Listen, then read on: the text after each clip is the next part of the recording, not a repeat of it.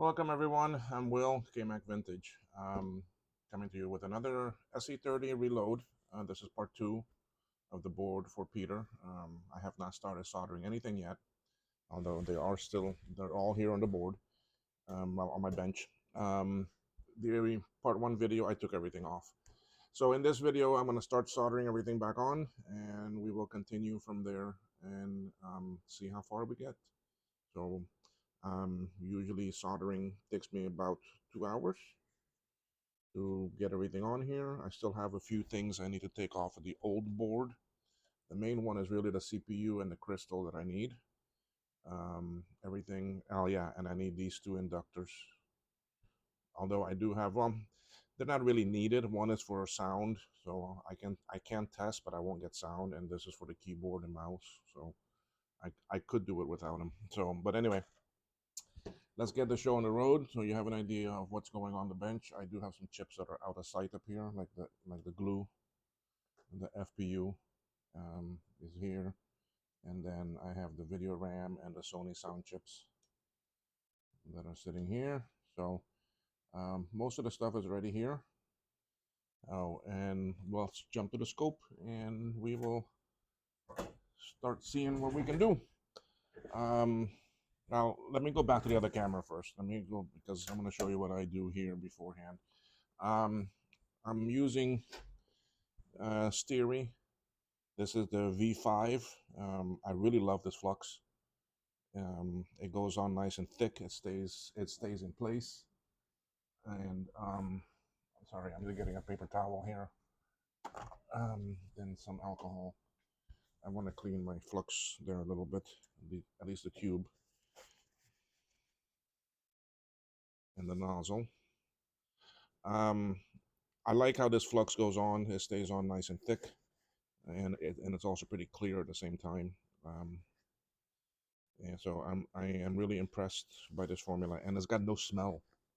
It's got zero smell compared to some of the others that have gone from smelling like a forest to pine trees to who knows what else. But anyway, nice and clean. The other thing I need to clean are my, tell you, these tweezers are my oldest. I bought them from when I first started, and these are not my precise ones, but they're old and good. And then I have another pair here. This one is finer, but I mean, tweezers are so expensive. I mean, it's good ones. Oh my God. So these do bend. The tips are not as close as they used to be. So I do have another pair here that I have never used yet. So these are still pretty close together. But I only need these when I'm doing small SMD stuff, or I'm doing a trace repair and so forth that I need to use them. But anyway, I just wanted to clean them up a little bit. Put my thing back. I gotta say, a fellow YouTuber that watches my channel, Mark, he designed this nice bottle holder for me, and I 3D printed it. So I have my alcohol here in front, and then I have 3 bottles back here. They're all the same. This is actually flux cleaner, and these are my alcohol, and even a little thing to hold the 2 funnels on the side. So I do like it. It keeps it nice and organized. So I can have a bunch of bottles here sitting, like this one is empty right now, so I could technically move that one up there and put the empty one there at the end.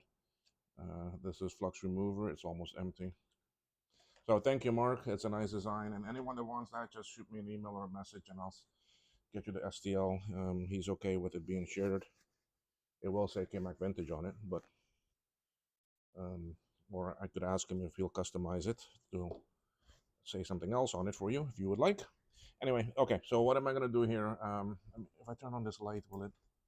Yeah, I don't want that glare on the board. Okay, we can still see it. What I want to do right now is just get some of these smallest little items on here. So those are these little diodes and transistors and that one chip. Okay, so that's all I'm going to move right now. So that chip is right here, and it goes there. I'm not worried about placement, I mean exact placement right now.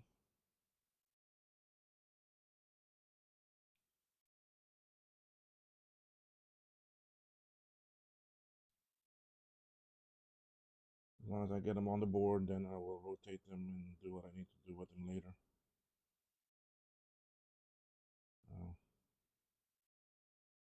I actually rotated it from now. So, okay, so I have those items on there. So now we'll go to the scope and we will see. And that thing I was saying earlier about this flux, how nice it is. I mean, look how nice that sits there. Look at how well that flux sits there, and it's still very well formed. um, so now for these small items, I'll use my other tweezers.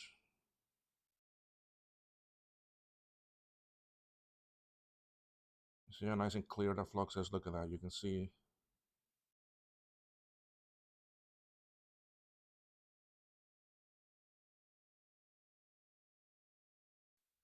Yeah.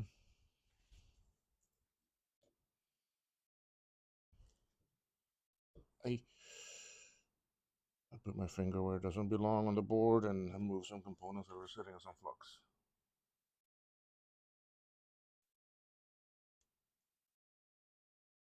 Okay, that's on there. Let's get this other one over here.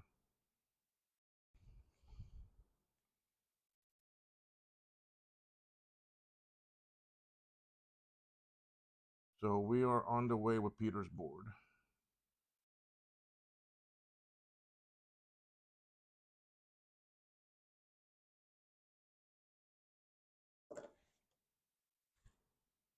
Yeah, I told you my finger went in there. But still, it's okay. I have enough flux there.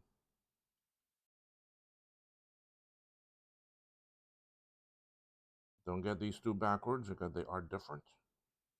If you get them backwards, you'll get a pop.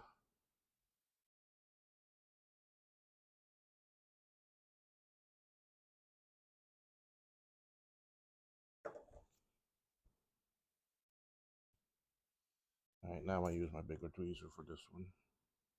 Once I get to chips like this, then I use my go-to tweezers.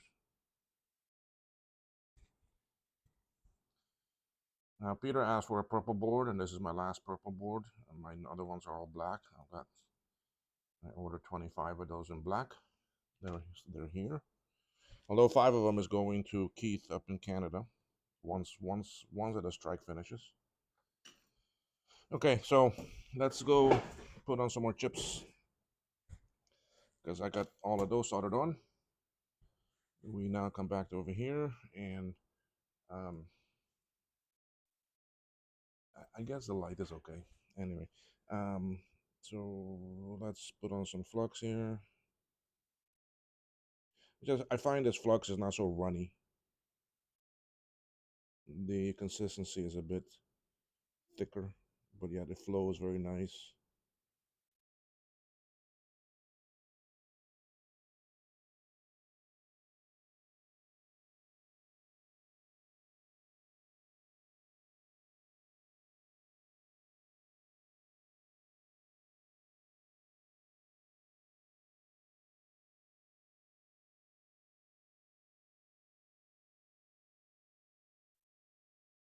These chips are all coming from a working board. The board does work, but it's a bit flaky. There's been some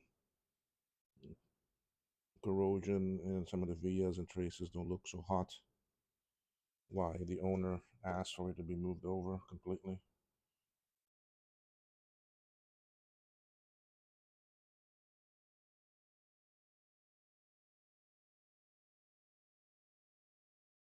And I can understand his point. I mean, a lot of these boards that have been um, damaged by cap juice and so forth, that that corrosion will continue.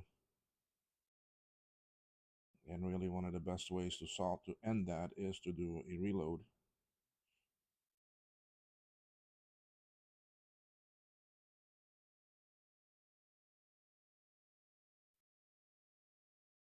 All right, so we put all those on there. I'm gonna solder those on now.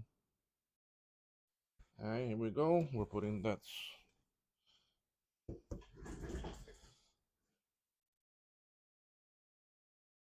I'm gonna zoom in a little bit more so I see better. Give me a second here to fix up your view. Your view is very good.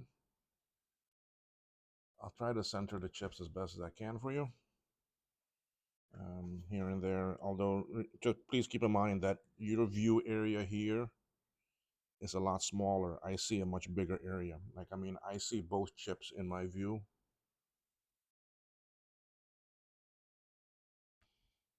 but the camera only picks up a much smaller.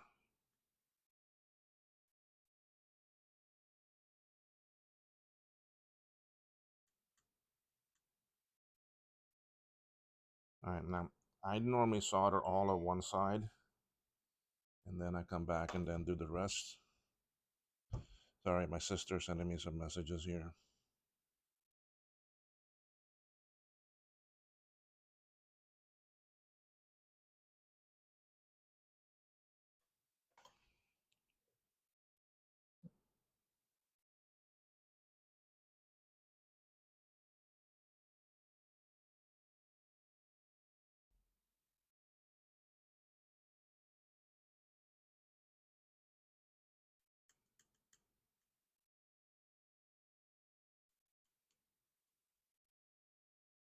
You know, why you see me go slow there is because I was taking solder, excess solder from the top and bringing it down, because down here there wasn't as much. So, and now that's there.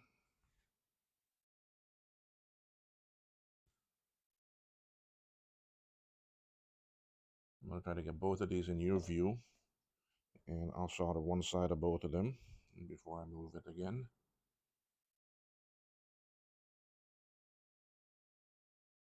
And you know, I started this video, time is it now? 11:17. I'm not worried about that bridge because I'll come back and take it away. See, like right there. Once I don't have as much solder on my tip, I'll come back and take that excess solder because I can use it on another leg.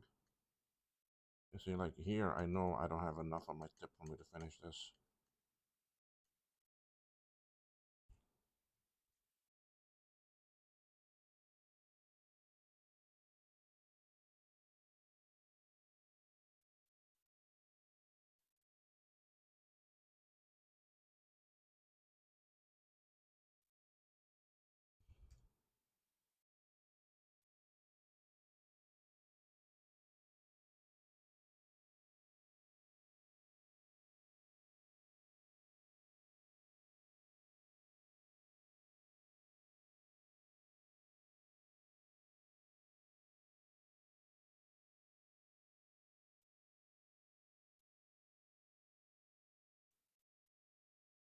Okay, I'll now go on to the next one. These are the 6 558 logic chips that are used for the memory.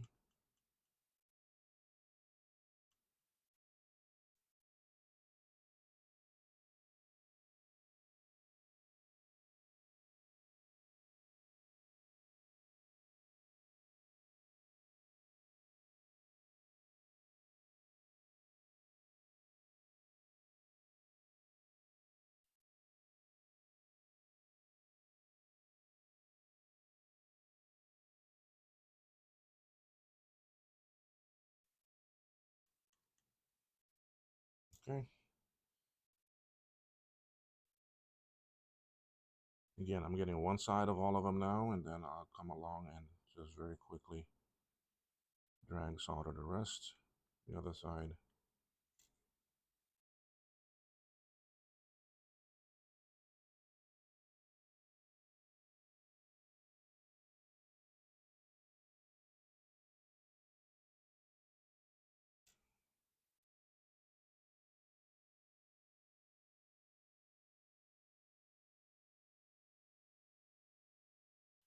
Doing the soldering here really relaxes me.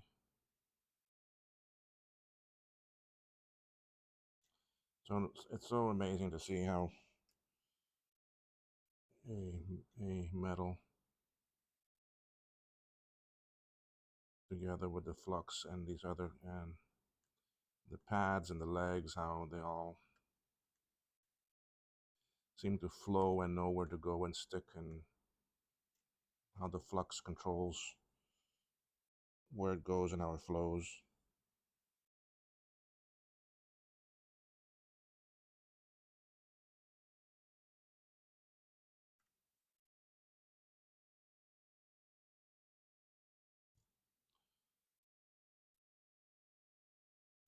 Sorry about that, you couldn't see I had that too high.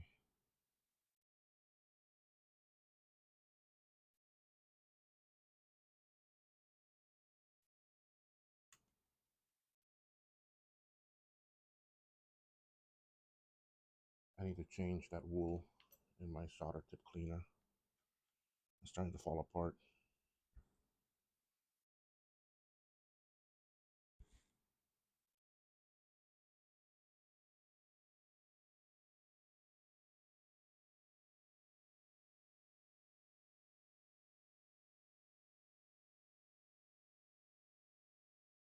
Okay.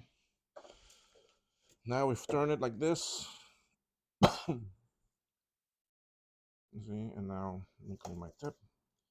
Now I come and just very quickly drag it like this.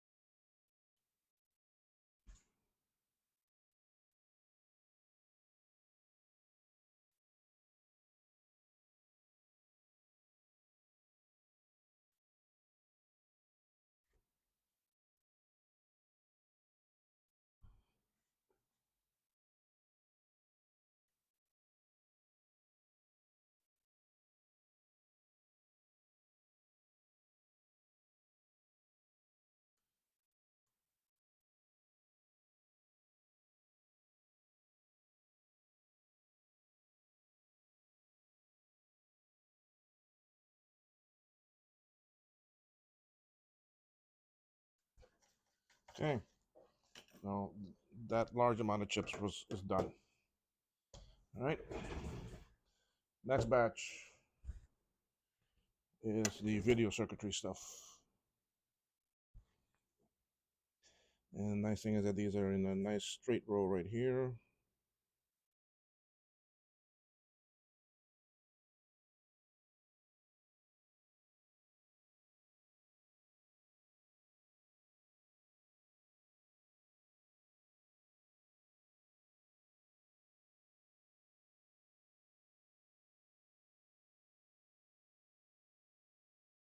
Okay.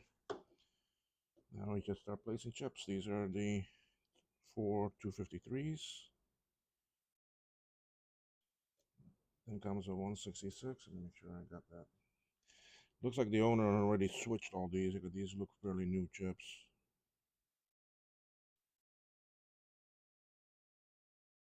So that's why I'm reusing them. A 166 and two 393s. Okay. After that, the only ones left are these two 175. You know what? Let me just go ahead and put them on from now. These 175s give me a lot of trouble. A board will work great until you go and run tech step on it, and then the serial communication fails. And most of the time, it is those either the resistor packs or the one of these 175s fail.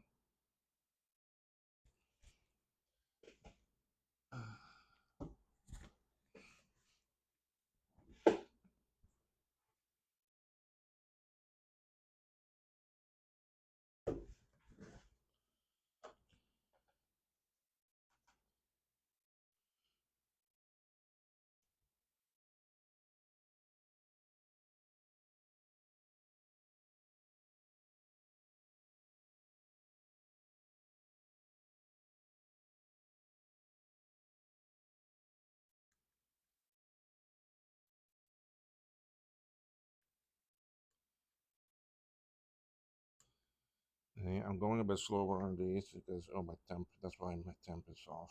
I could tell.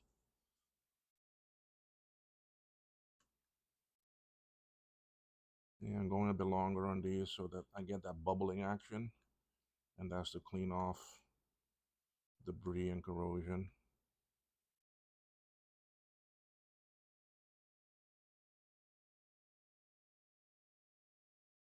That heat and the flux helps clean it very well.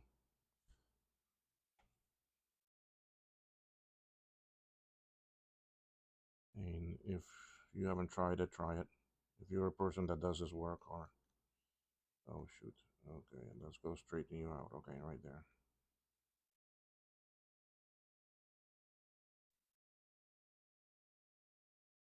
Okay, I'm gonna go ahead and do the other side of these two.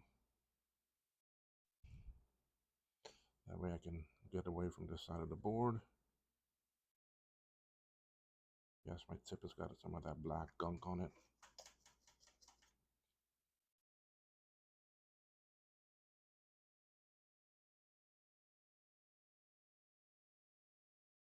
See, this side of the chips are not so bad because there's no cap stuff that comes here. You see, what happens with this chip here is that it gets the cap juice from these two caps in this area. That always comes and bothers it. Okay, let me change this this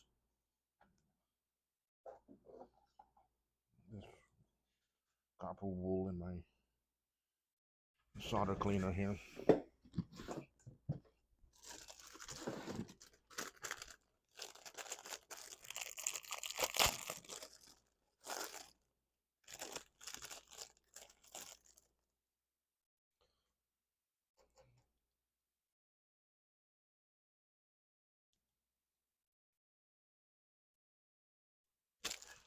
All right.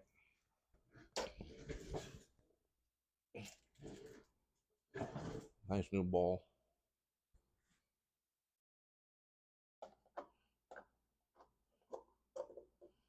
Okay.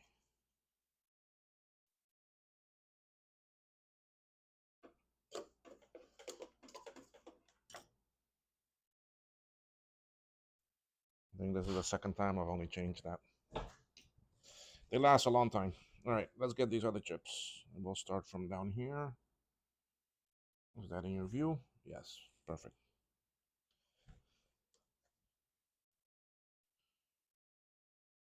Oh, I wanted to do one other thing. I need to turn on this ultrasonic cleaner.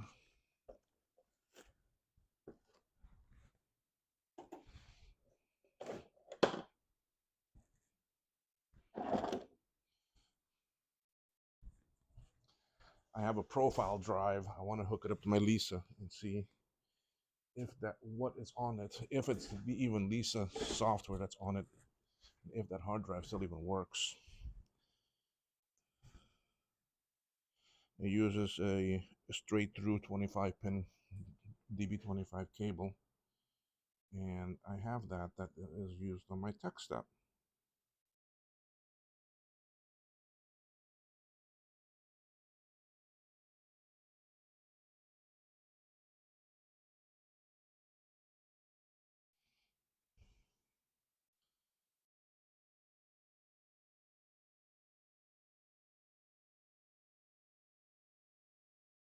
Yeah, see, these are all new chips.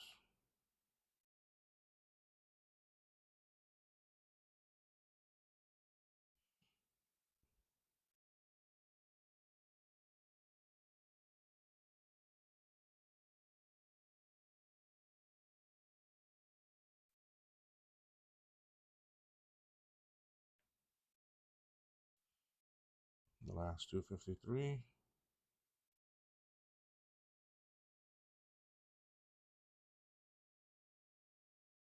Okay, now comes the 166. Yeah, see, new.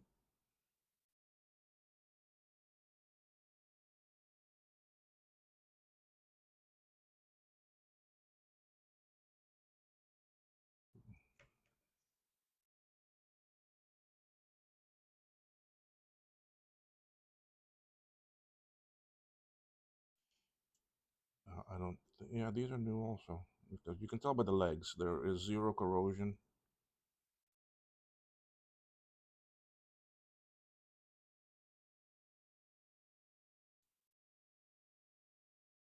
And they solder too nice. I don't have any scrubbing or anything to do on them. All right, now one of the things I'm going to do is that once I finish soldering these, I'm going to pause the recording for a bit and throw this in the ultrasonic cleaner to get rid of this flux. And then I'll come back and solder the PLCs on camera. Right now, that cleaning, what I'm going to take advantage of is to make some lunch.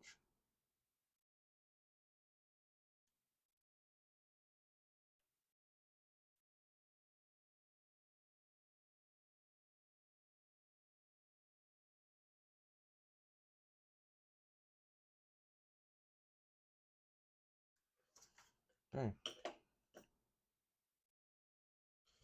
All right, so basically what I've done now is I put on all of the basic SMD chips.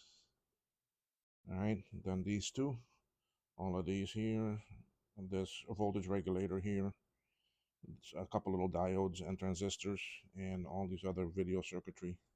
Well, RAM, this is for RAM, and so forth. So what's left now are the PLCs, which I think on this glue, I'm gonna try to do a socket, okay?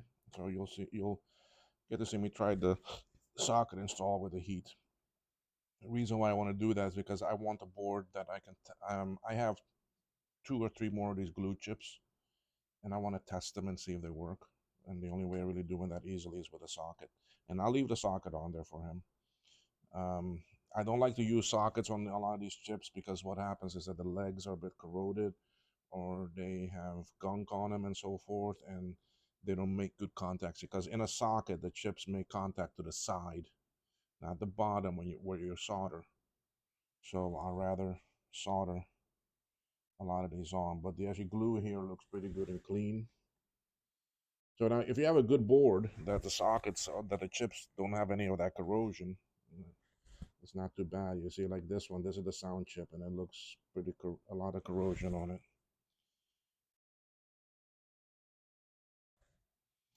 Okay, and then I also like to solder, I also like to socket these actually small ones. Okay, um, so this is the gal that controls the memory addressing that sits right here. And then these are the two 26 LS30s used for the serial and the printer port. So I'm gonna what what did I do here with this? This is a flux cleaner, so I'm gonna scrub some of this on here to try to get rid of some of this flux to begin with.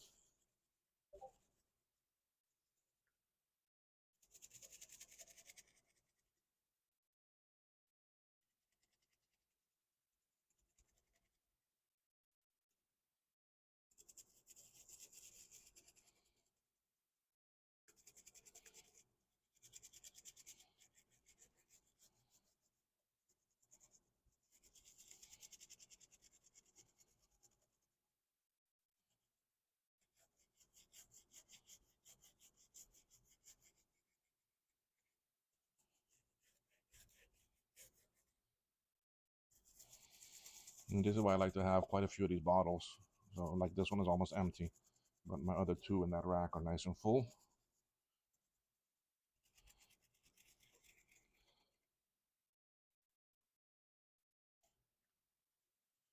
Okay, so those are the places I already soldered. My um, ultrasonic cleaner is getting a bit warm, but I'm going to go ahead and stick this in there while I go make some lunch.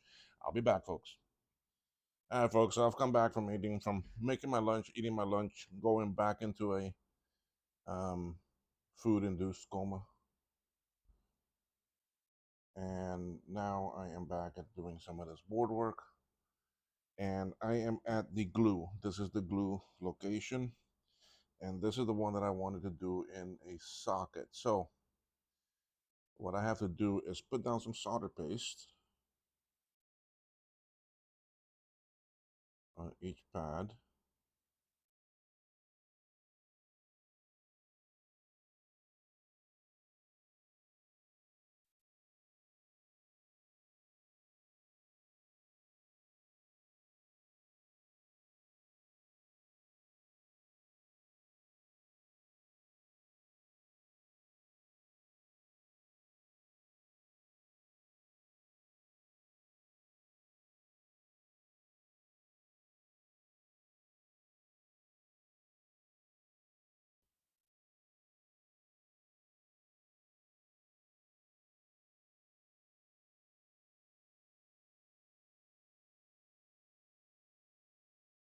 So you might be wondering, saying, "Oh my God, this is so time consuming." Um, it is, but truly, the benefit of having a socket is pretty cool. And these larger sockets, you don't want to be cutting out the inside piece like I used to do. Okay, I used to do that. On smaller sockets, it's okay,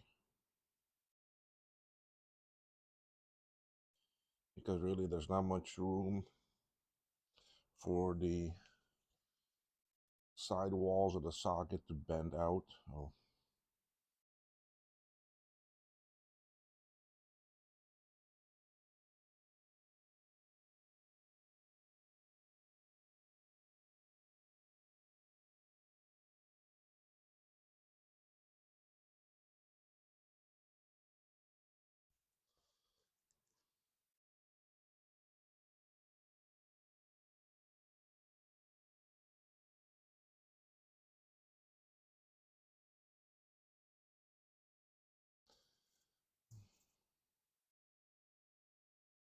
But on a large socket like this, when you don't have that center support and you're soldering it on, the socket can warp and it loses.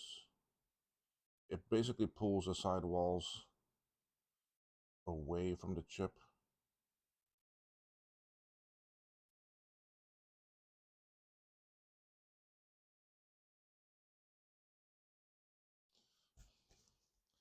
I don't like it when it starts curling up like I do that.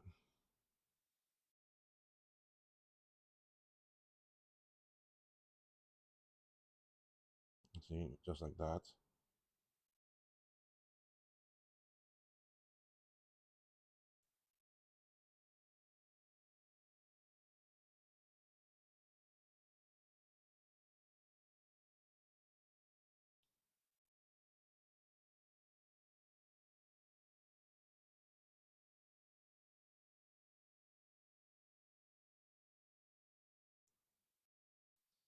Okay, so 3 sides are down.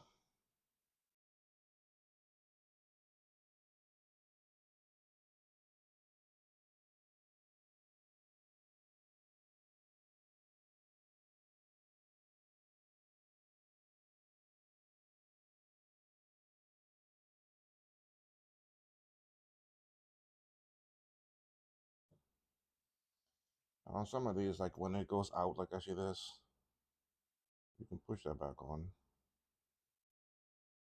But not really too worried about it. It will straighten its the heat and how it flows.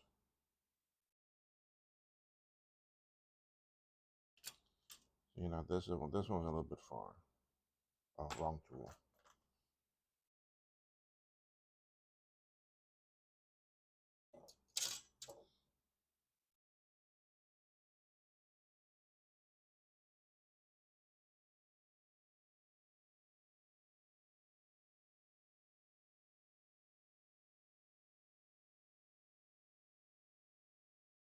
I hope Branca's creation is okay. I haven't seen a video from him in a while. In 2 weeks or so. Okay. It is getting into his winter. So he might be trying to hibernate.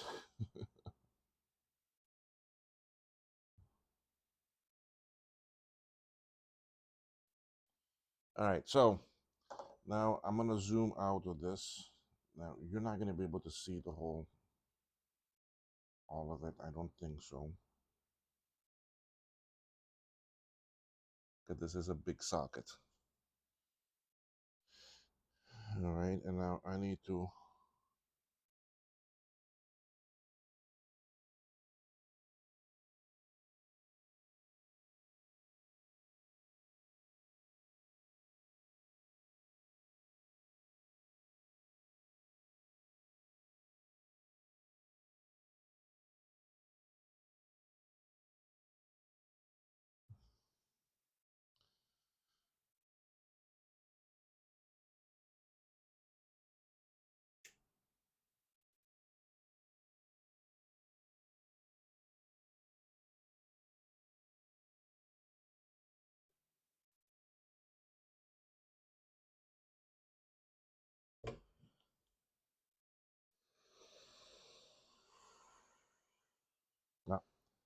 a little bit too hot.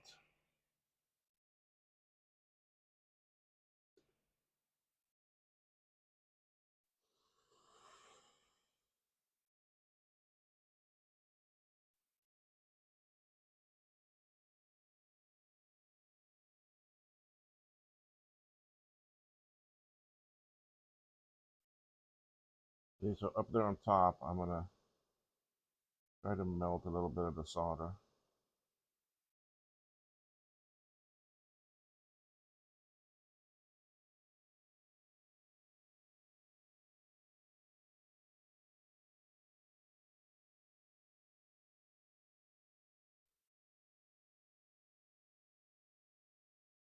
And it's gonna take a little bit for the heat to equal out.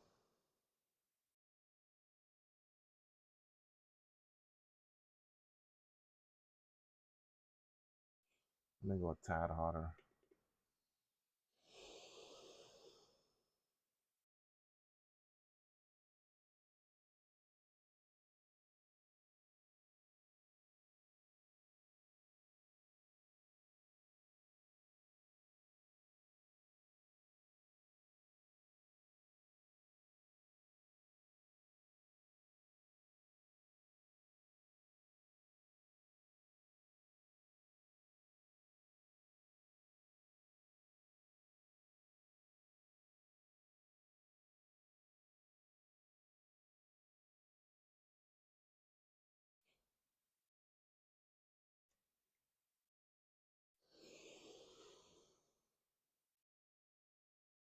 And there you go. See the solder, how the solder melted?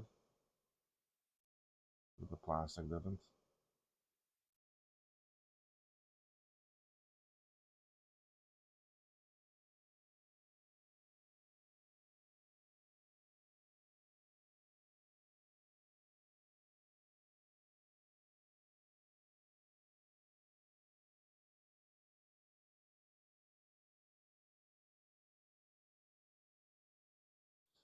And I want to get down here now so that I can let go of the metal. You probably can't see the bottom.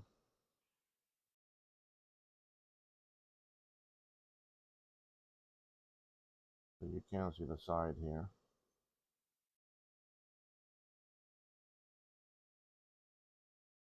So as soon as I can get some of those legs there to melt, I'm okay. I'm gonna let it cool off. Now I can. Now what I can do is I can zoom this in a bit better for you to see.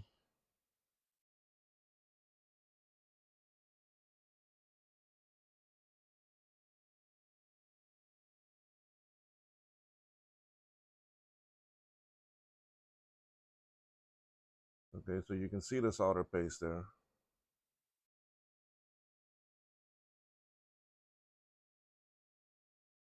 All right, now I'm still gonna hold this on this side for a little bit. And we're gonna get this side here, watch. Look at how that paste is just gonna melt and move to the position that it needs to. And it's not gonna affect the plastic.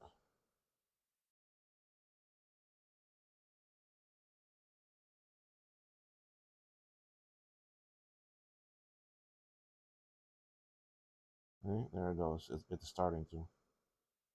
There's 1, 2, 3, 4.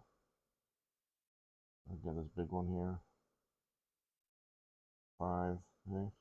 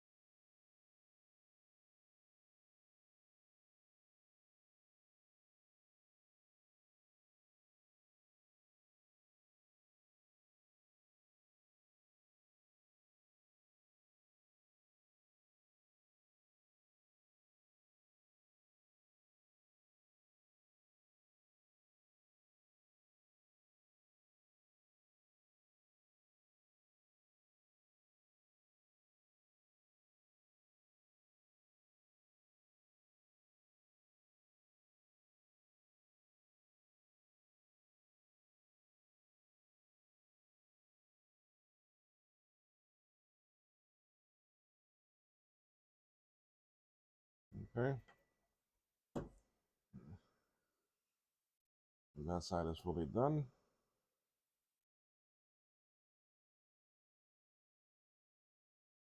See what happens if I go up 1 degree.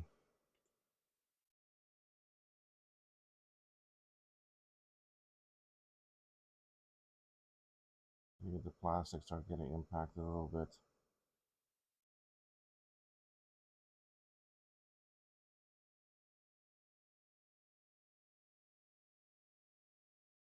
If you those that are wondering, I have my airflow at number 7 and my temp set at 305 Celsius.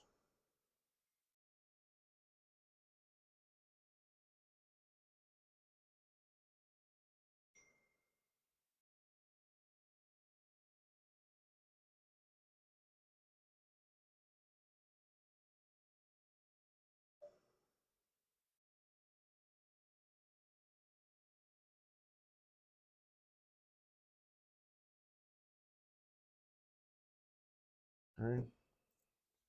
Go to this side here. Now this side already has some done.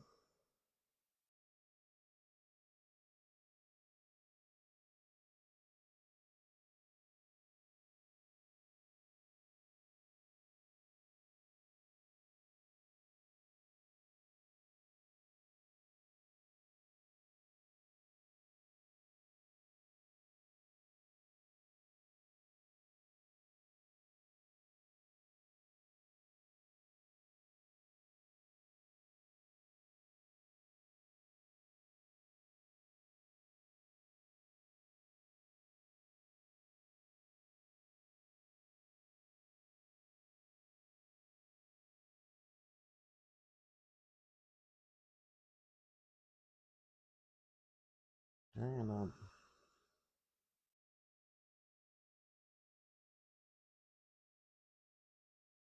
one hasn't gotten it. Yeah, there it goes.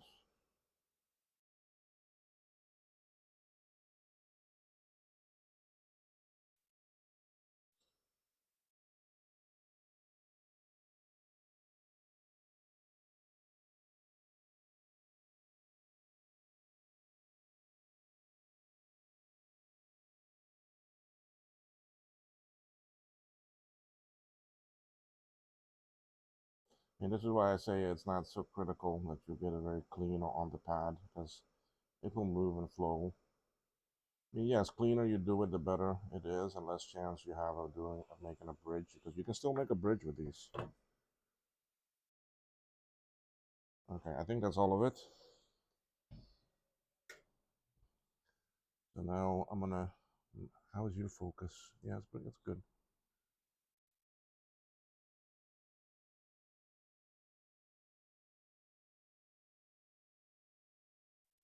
Okay, so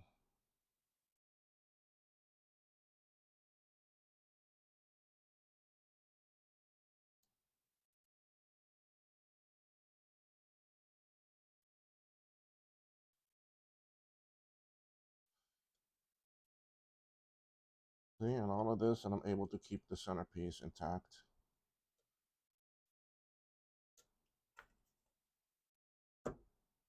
Oh, that one didn't get anything.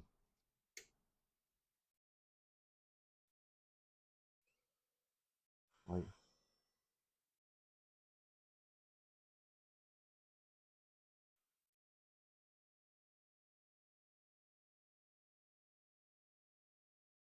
you see it there? Didn't get anything. Now it's going. Okay, now I got it.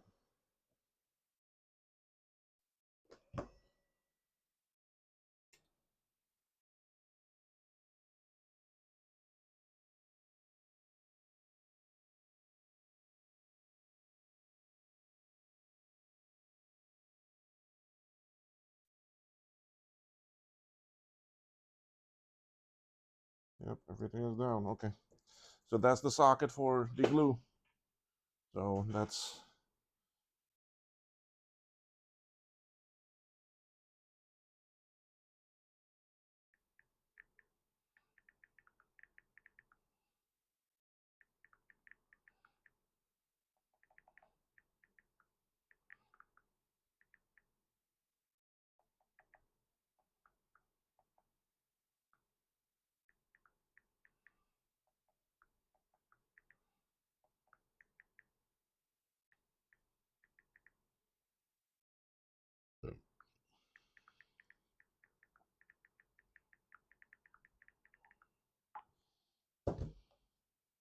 Okay, so that's the glue socket, and it's on there good and tight. And now, if we were to look at the glue chip, let me see here. Yeah, I do want to clean this up a little bit. I want to get rid of all these high spots.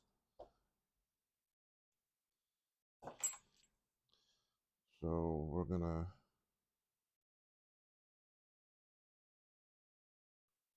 put down some of our styrene number V5 flux.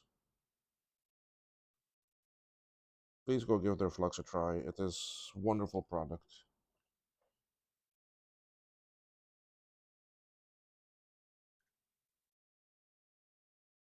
Both Bruce and I use the styrene.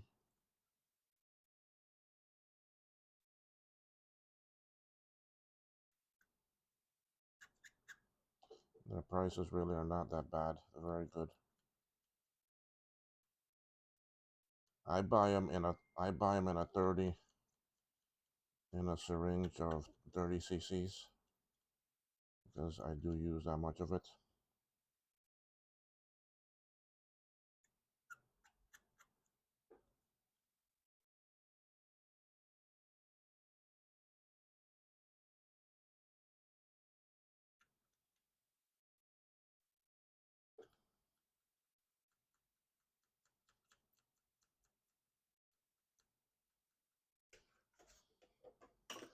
Okay, alcohol, my towel. Hey.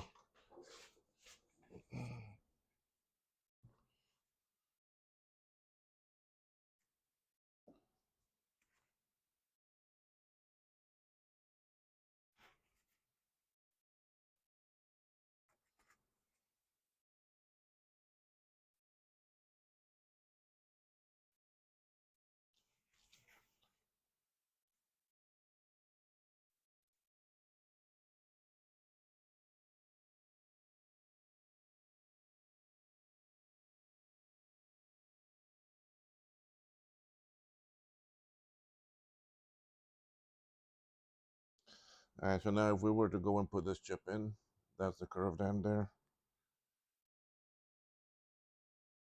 See? It fits in good and tight. Look at that. How nice that went in.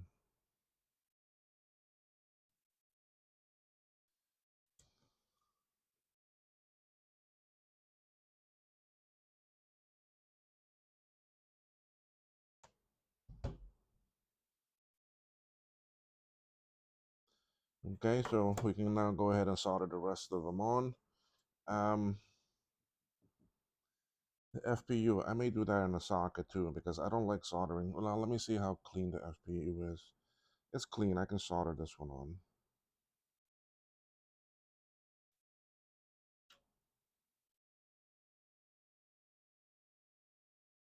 Yeah, this one should be okay to solder on.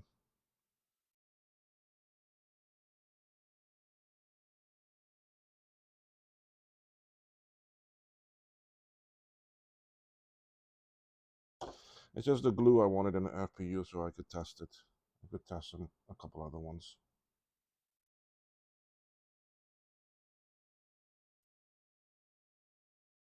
Okay, so we're gonna line this up. All right, now you can't see all the corners,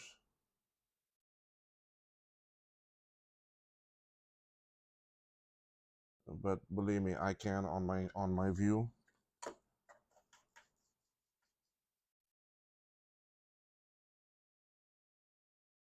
So I'm gonna go ahead.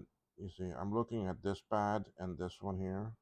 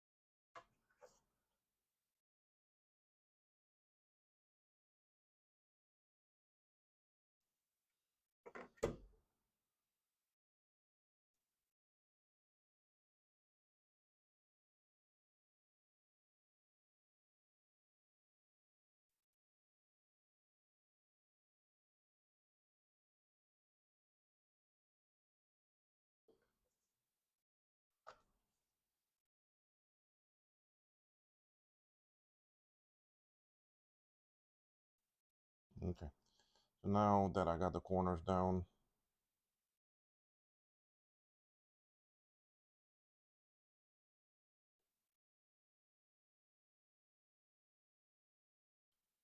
okay, it looks lined up good enough. I will go ahead and start soldering the rest of them.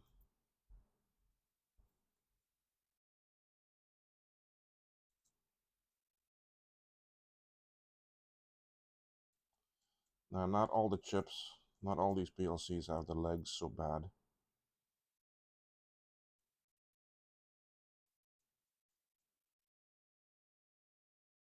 Or not the legs, but the pads that are so hard to see.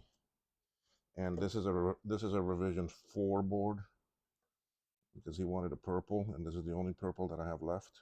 Well, I still have some revision 3s. I have revision 3 and also blue.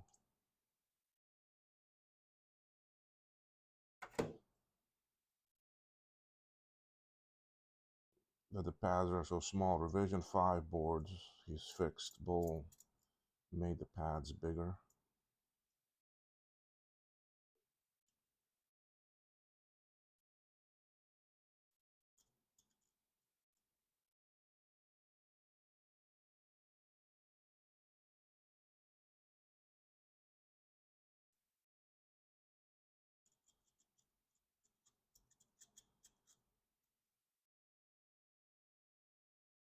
Okay, I want to clean up this mess here.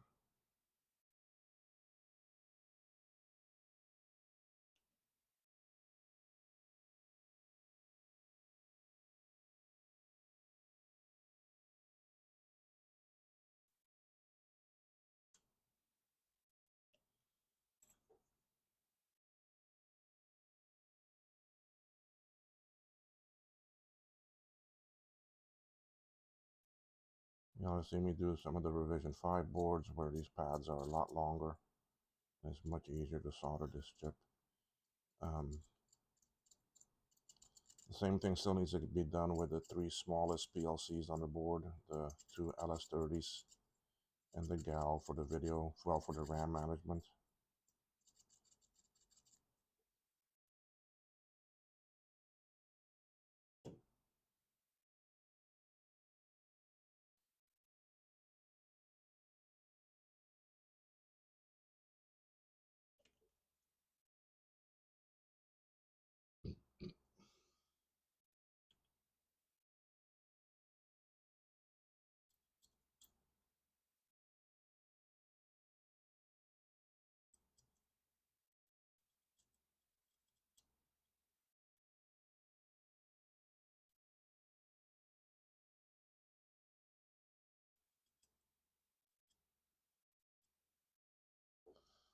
Okay, any bridges?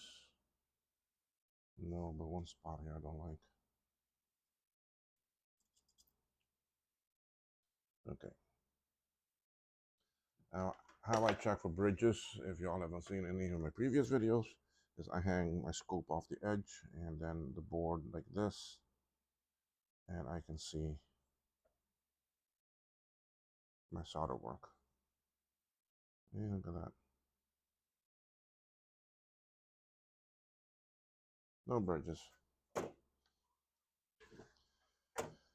Okay, so let's go from the man, some of these chips moved around. Okay, this is the swim. That's the SCSI, the serial. Okay, the audio. All right, ADB. ADB is the small little one here. I'm not worried about these little ones like this because as I heat it up, they will melt better and it'll turn around and it'll actually help with the adhesion. Okay, and the ADB sits right here.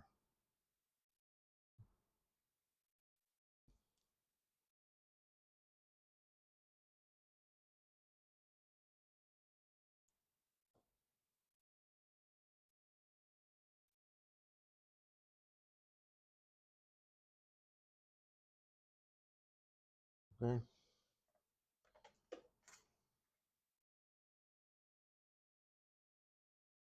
Again, I'm going to try to look at all the legs.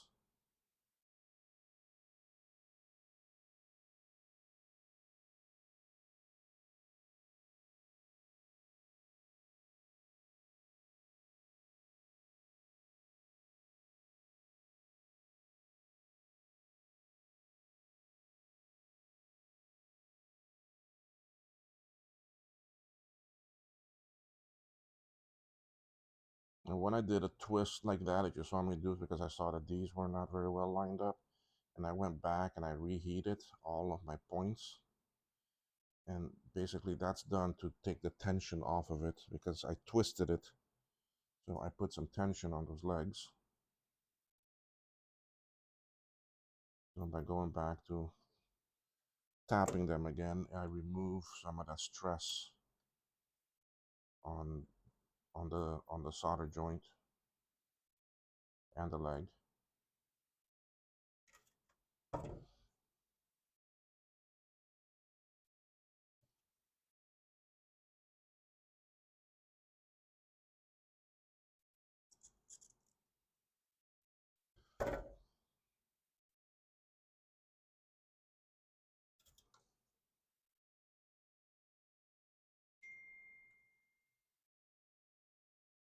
Nice and easy.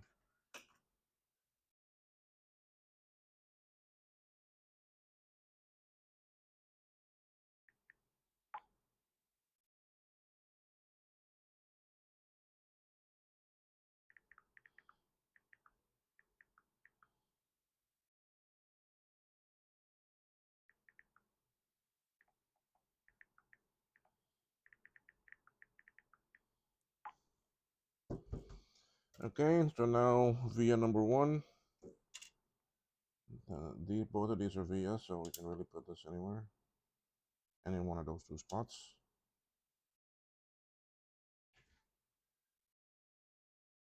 Vias are very important because they do quite a bit of stuff, from handling SCSI to a certain extent to handling RTC stuff and IRQ requests and so forth. They do a lot of stuff.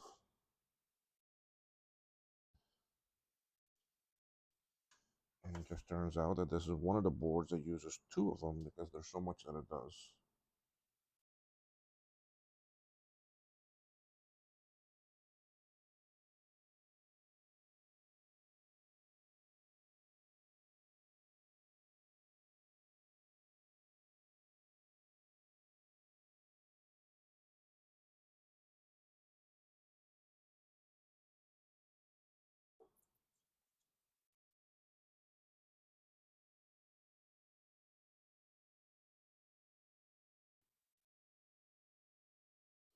Let me slide the scope a little bit this way because it's getting onto my other mat.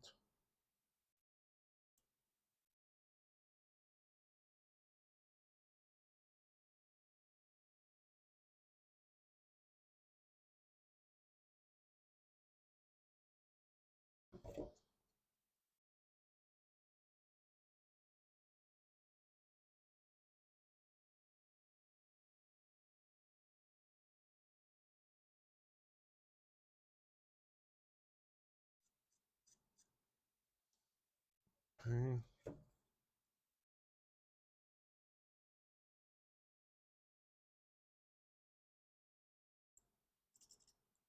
Now, are we gonna fire up on the first go? I think so.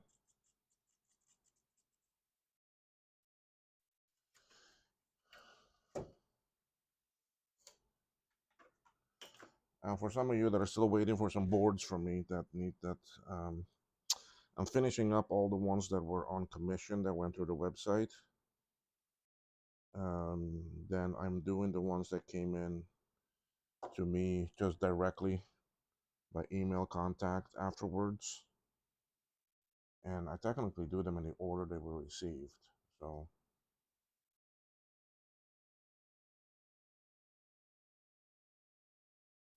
I've already finished commission.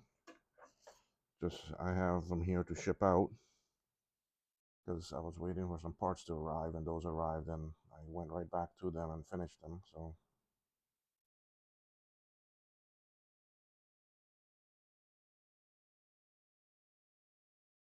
So I have, after this one, I have a couple more to do before I get to the 2CI. I have one more I think I need to do after this one before I can get to the 2CI ones that the customers that have sent me 2CI boards.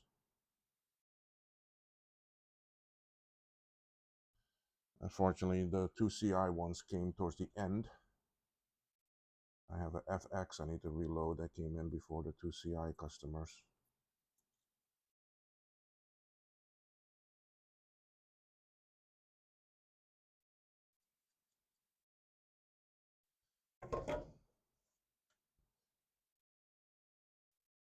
So I'm going to be doing a FX again.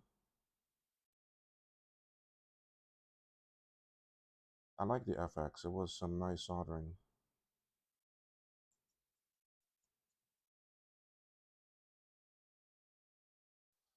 Stuff was very well spaced out.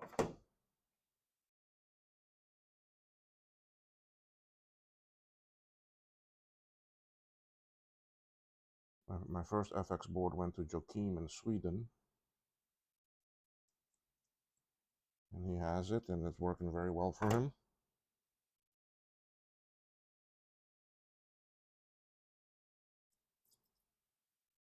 I did a 475 that's sitting here. They're really not for anyone. So if you're looking to, and if you're looking and you want a 475 board, hit me up. I have one I can sell you.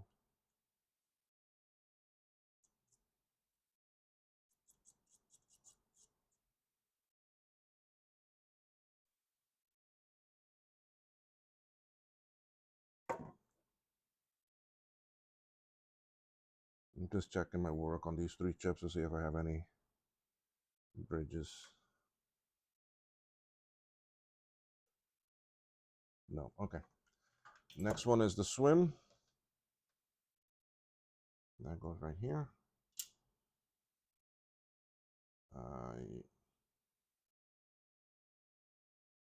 Yeah, I want to clean this one up a little bit.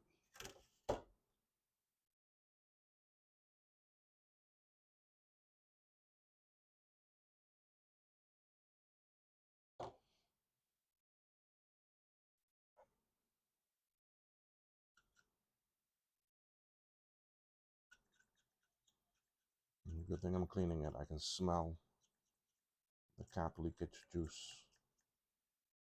Again, I'm gonna let the heat boil in the flux. That's why you saw me put a lot of flux on it, because I could see that I was gonna need to do this.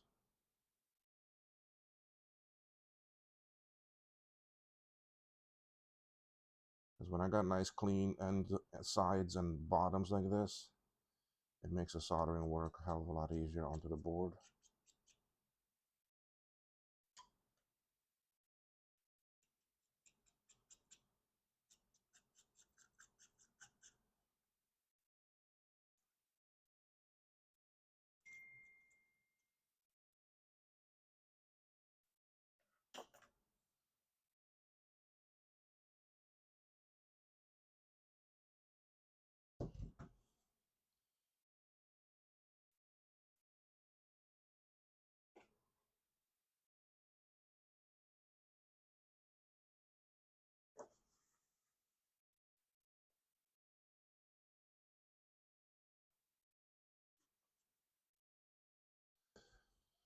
Okay, let's see how it looks. Okay, that's a lot better. I was gonna solder a lot quicker to the board now. All right, so where are we? Swim right here. I put my flux on the outside edge.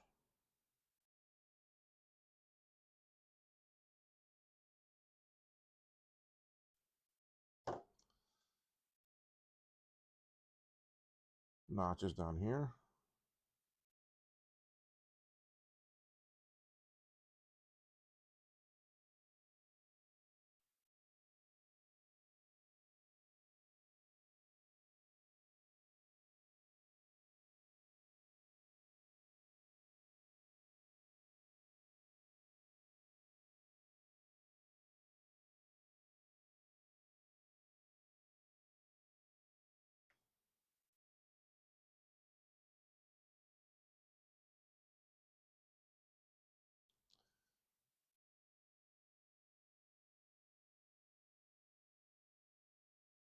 Pretty much easier to solders now that it's nice and clean.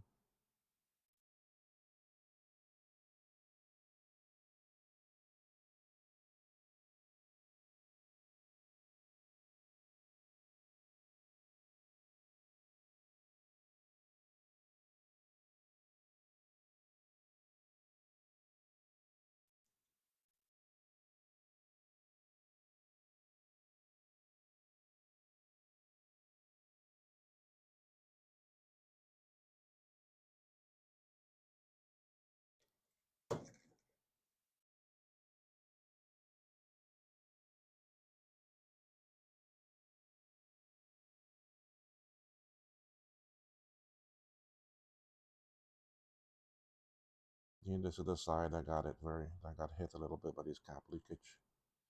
I can see it right away on the legs of the chip. See? All these.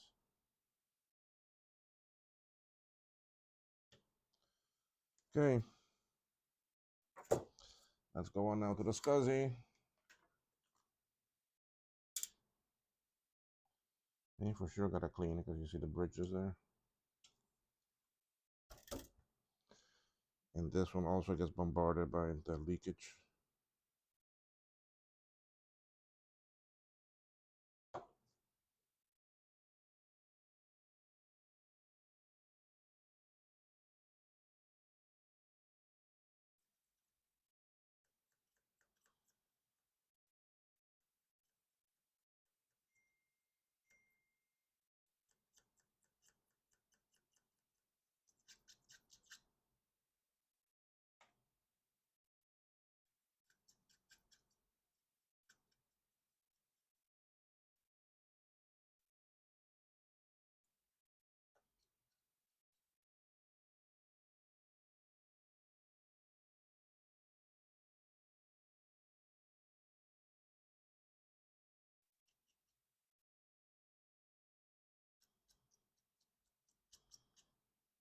Taking the chips to the spa and letting them get a bubble bath. Look at that.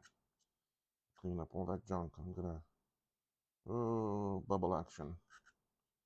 Bubble and heat action.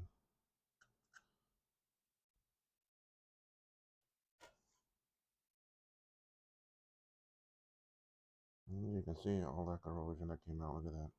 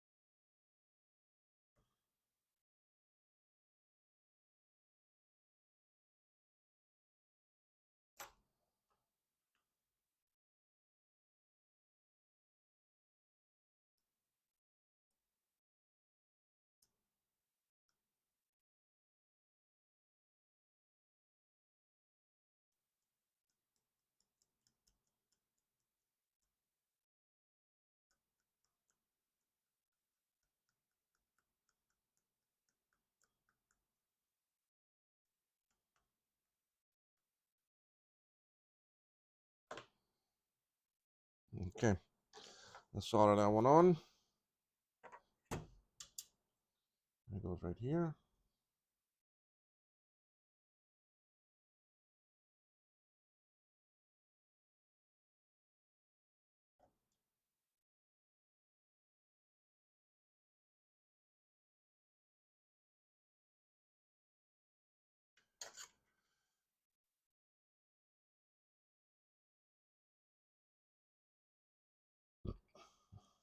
Mm.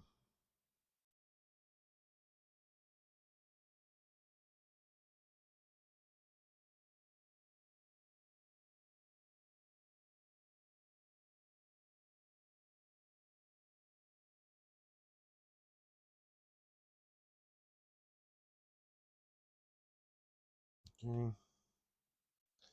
Happy with that.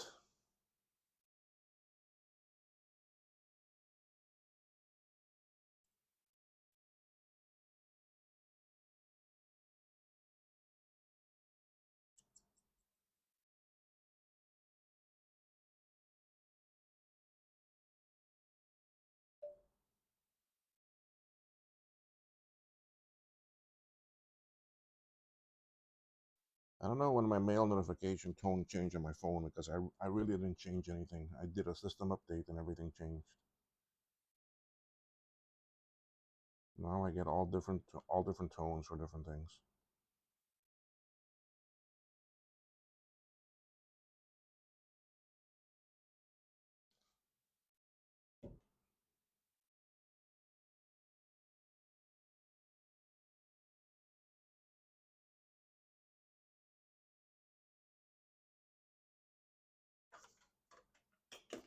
Okay, let's see how this is.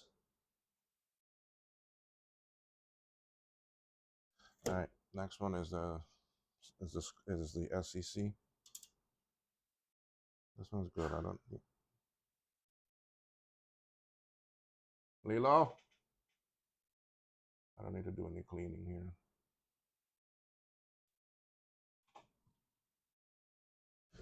Oh, I got about 20 minutes left. That I need to go visit my mother, but I'll pause the recording.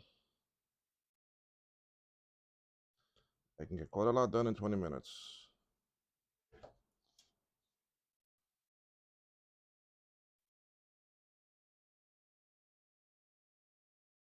And here I went a little bit too far out with that flux, but that's all right. Once I start melting it, it will flow back in there.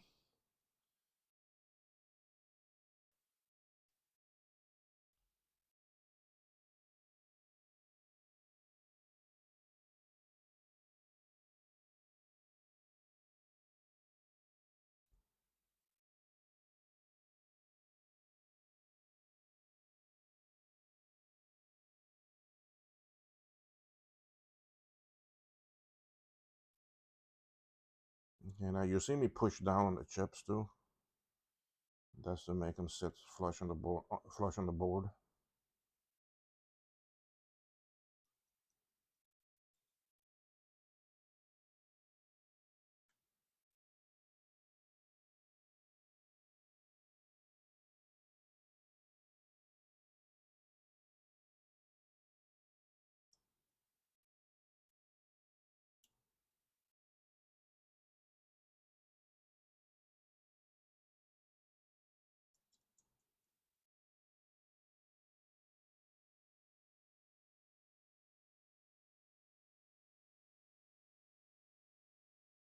What is it, Lilo?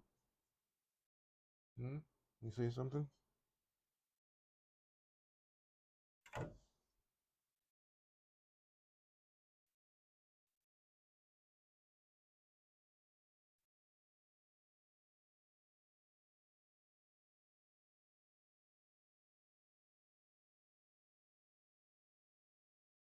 Hmm?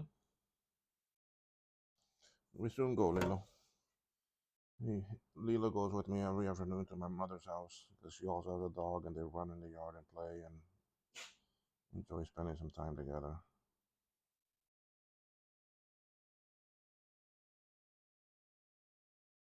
Okay. SEC is on. Now the last one is the ASC, which may need a little bit of cleaning. Yeah, I'm gonna clean this.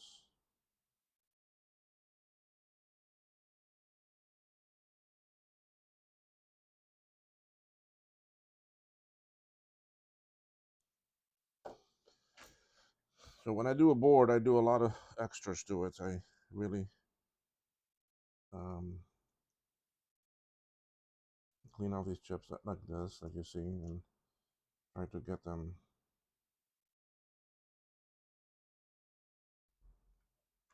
a little bit better shape. Ooh, I can smell that cap juice.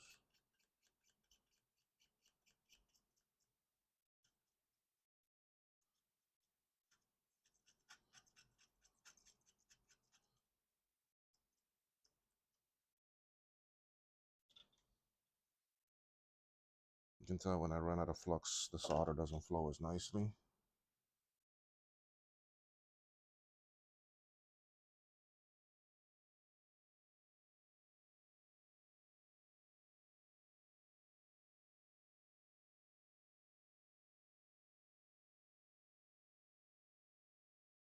And this chip goes on like this, so it would have been this side and this side. And you can see this side this side and this side. All right, so I need to do some more on this one.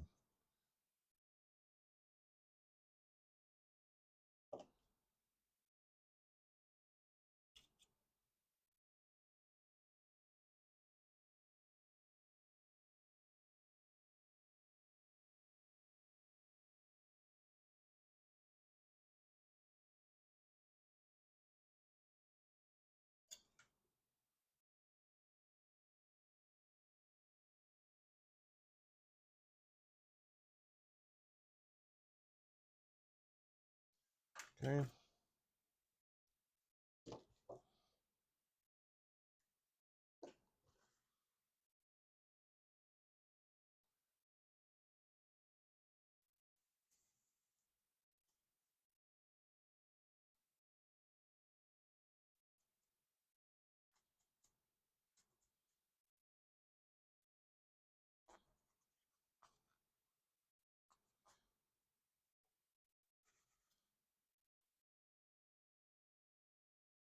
Okay, a lot happier chip. Let's put on this last big one. Still got the 3 small ones to do.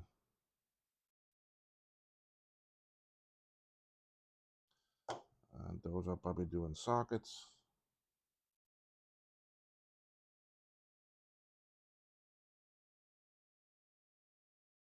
One of the reasons why I like to do the 26 LS30s in sockets is that they fail often.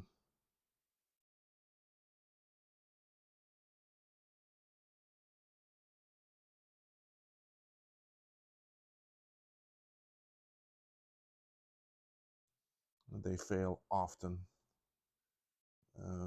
So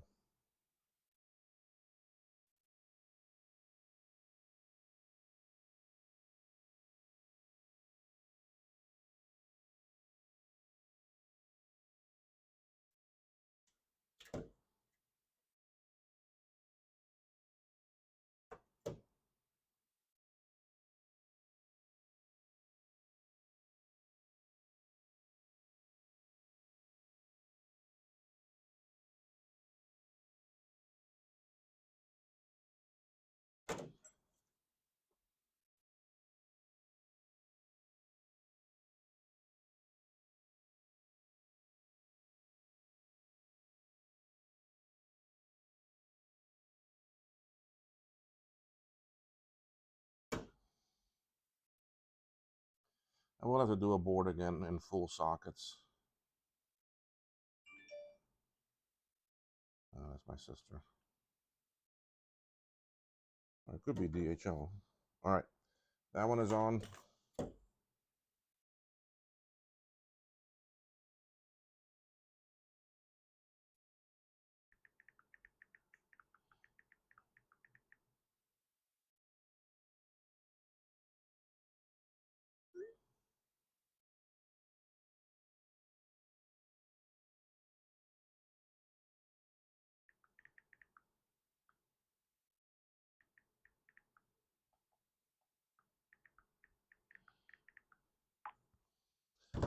All right. Since I have the heat gun set at the right temp and everything, let's go ahead and do the socket.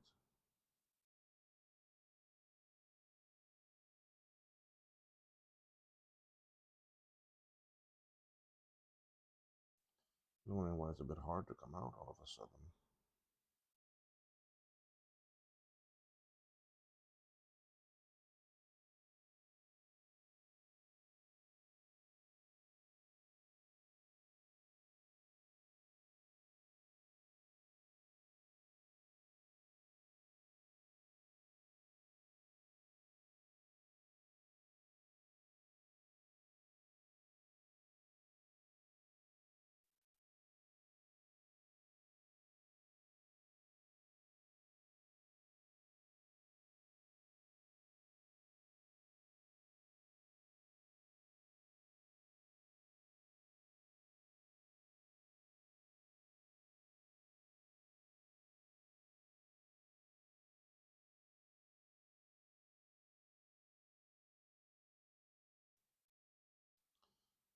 if it dried out some in the needle.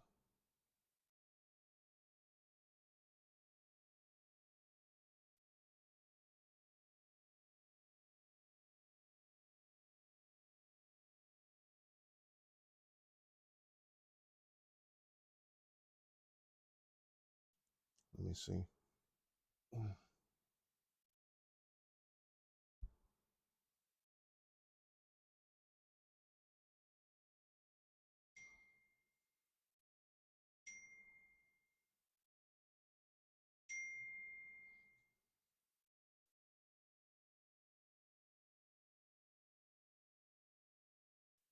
I think in the needle it might have dried up some, but I don't have nothing that's small to go in there.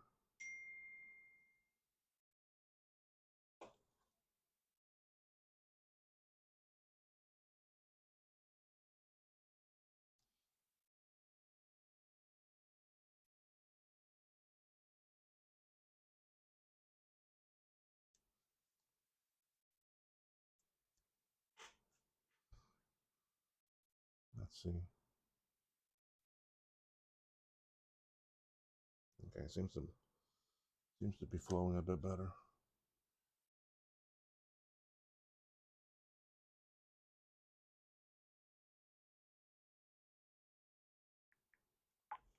All right, let me get a socket.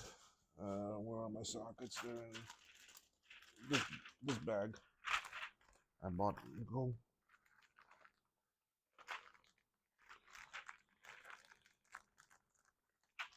Wait a minute. I thought I opened up a new one of these. Yeah, here it is. 1, 2, 3.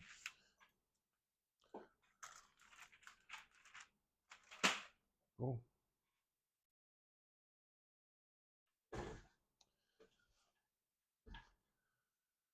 Okay, so you have that there, the socket, the edge is here. So I need to put it like this.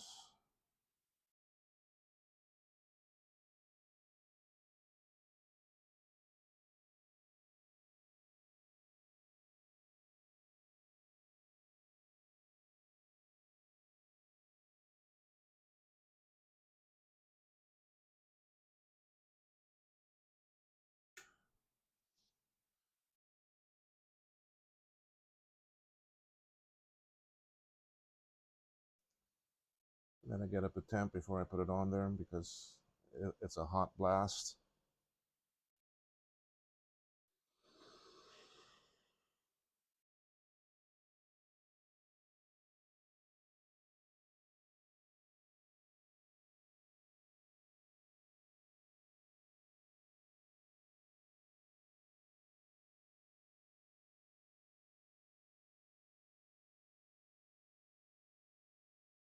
Each socket is a bit different of a temp, meaning that the melting point for the plastic.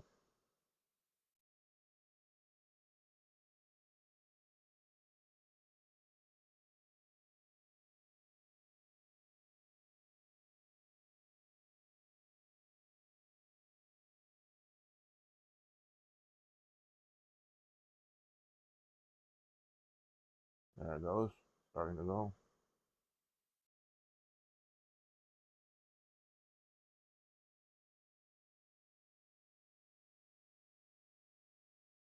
Come on, you started.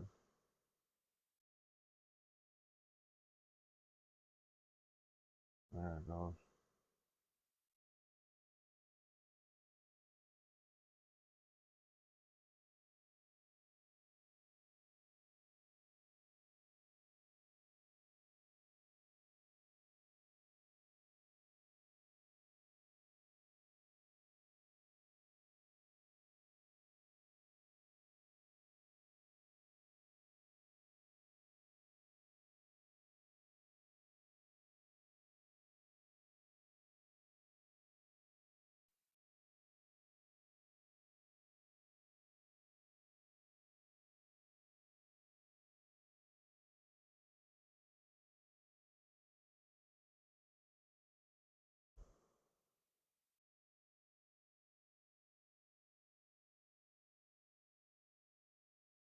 Okay, those five look pretty well.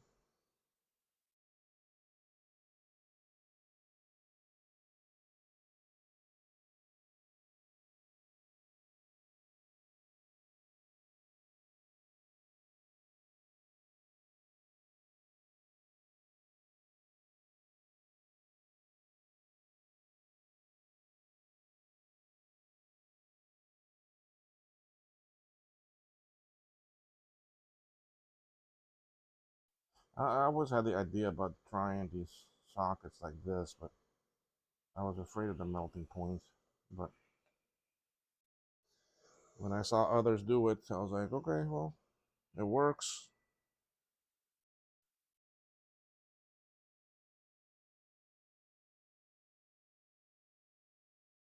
Yeah, I might get a little bit of bruising of the plastic, but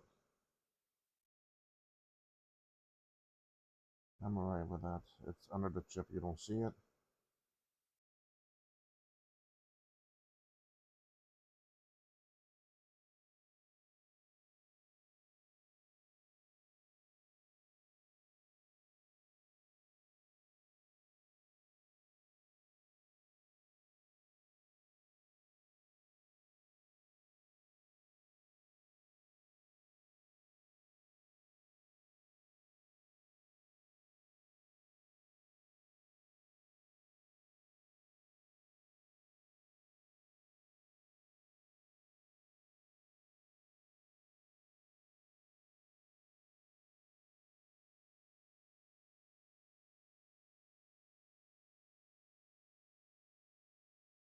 I'm on.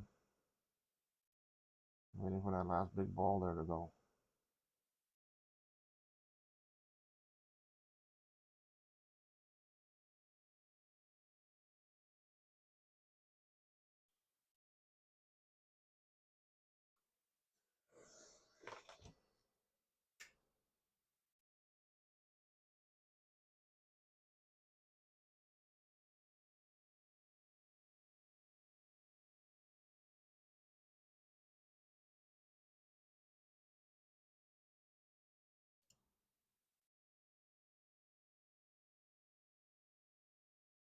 Okay, I'm good with that. Let's see what time it is. I think I'm gonna pause and go make my coffee for me to go over to my mother's, and then I'll come back and I'll do these two. And then we will continue on this board. After that, I'm gonna do the caps, the small little caps, the CPU socket, some other small little things like the three fuses, the diode here in the back.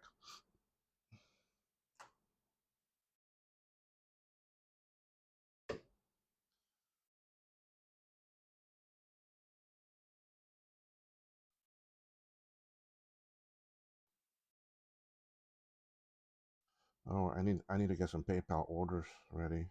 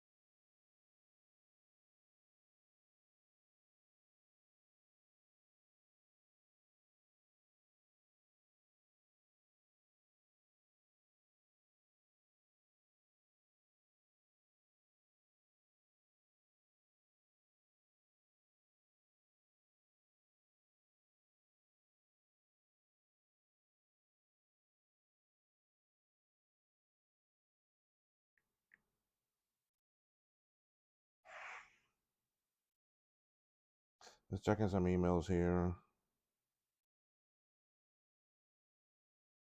Okay, so I'm gonna pause this recording. I'll be back in a bit. All right, folks. Folks, I am back again. Went to my mother's and then also ran to town to go check the post office boxes. That's how we get mail here, because I've got something on the way from Australia for me, for my Commodore stuff. So, but it seems like that stuff is still stuck in Europe. I don't know why this nozzle decided to get stuck. And I don't have nothing that's tiny to shove in here.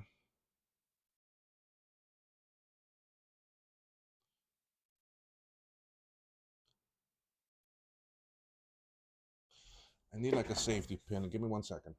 All right, I think I got it fixed now that the solder will come out, because I do want to put on these other two sockets. And Lilo's looking at me like it's time for food, but you're not getting it right now. Sorry. Nope. Nope. All I gotta say is no, and he runs back out the other way.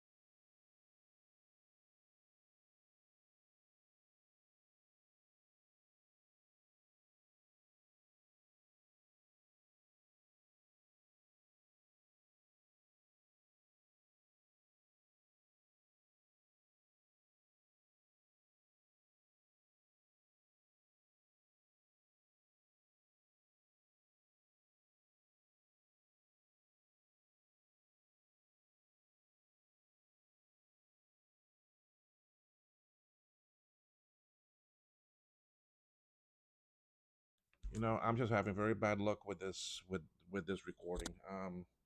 First my microphone, and then my recording was actually paused, and I didn't record much. Anyway, what I said, I have the sockets in. I'm gonna solder them in when I come back. I'm gonna pause the recording again. I gotta go feed the dog, and then I'll be back. Okay. All right. Let's hope I can get this video stuff now correct and don't actually screw it up anymore. I have a working microphone. Hopefully, I don't hit pause anymore. I had a little snack to eat. The dog is eating, so here we go. We're gonna be soldering a bunch of sockets.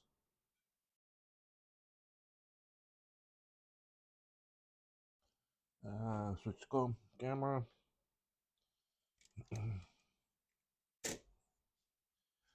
All right, I'm just gonna tack opposite corners right now on some of these, and then with my um, then I can push them in from the other side and keep them.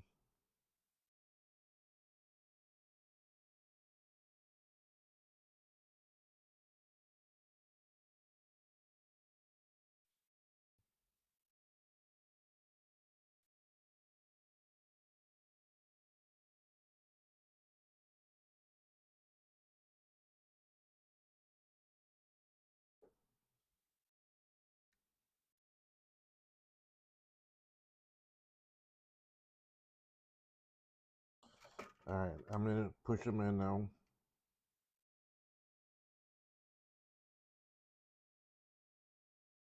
Okay, that one was good.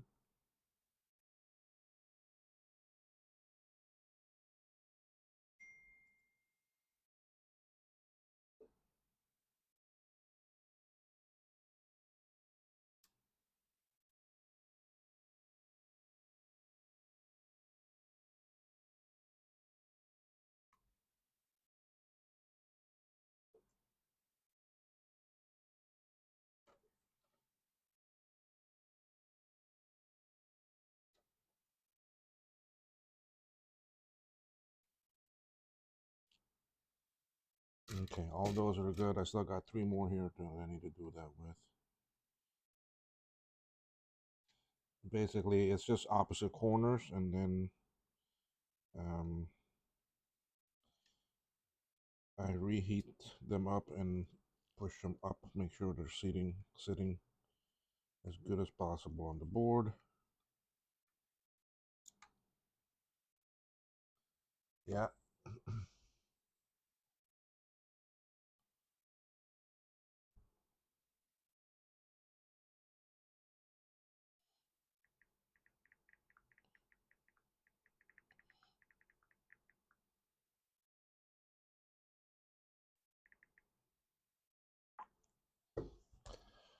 Okay. I am going to zoom out so we can see more of the real estate space.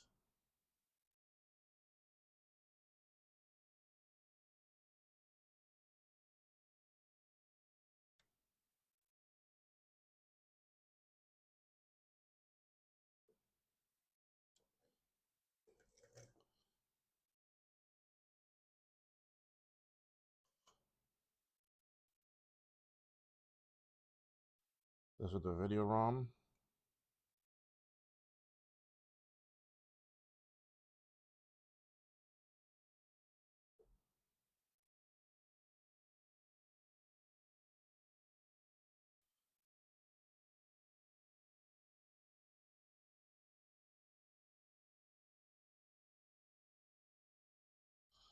All right, this is the RTC.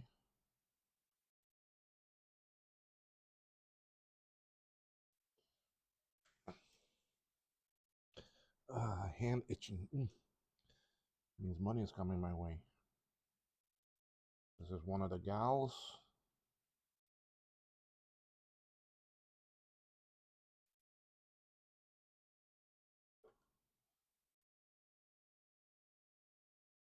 There are five of the gals.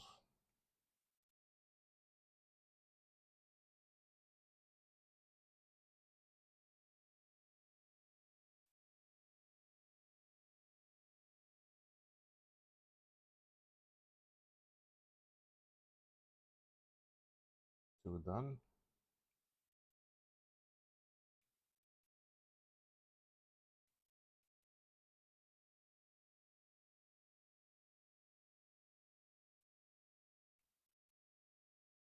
Three of them done.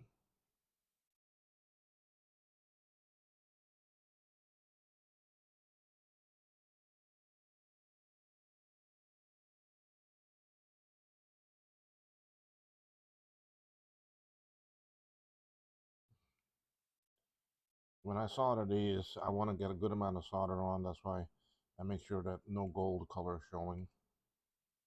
That's why you see me go back on them. And this is 5 gallows done. Okay. Here comes the video memory.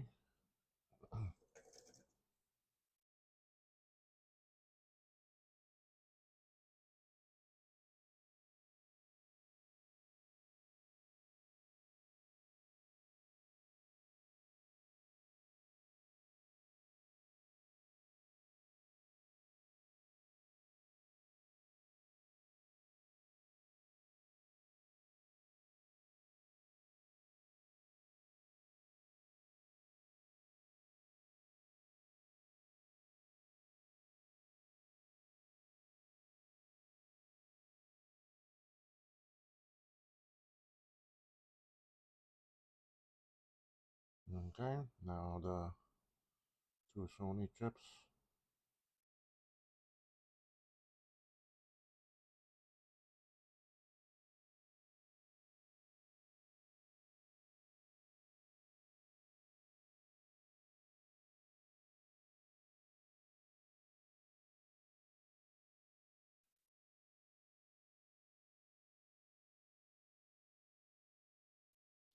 Okay, now I have these 3 resistor networks.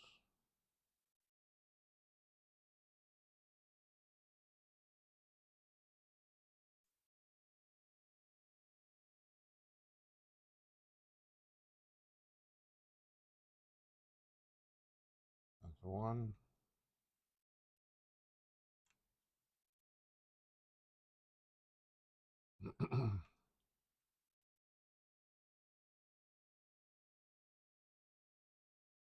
That's 2. And where's the third one? Right here.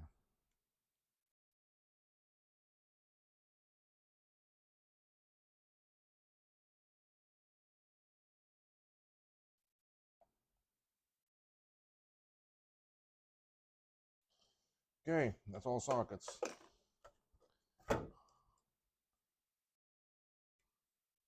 Yep. Okay, let's do the ROM and the RAM.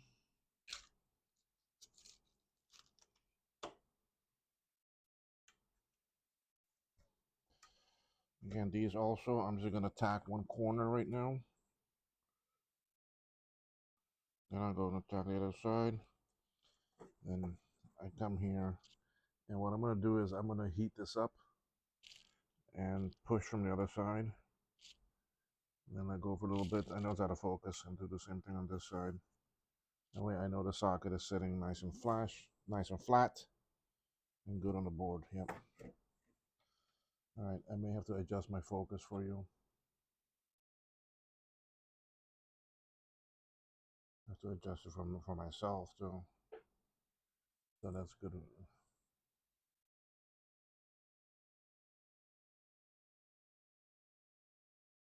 Okay. So let's solder this RAM socket in.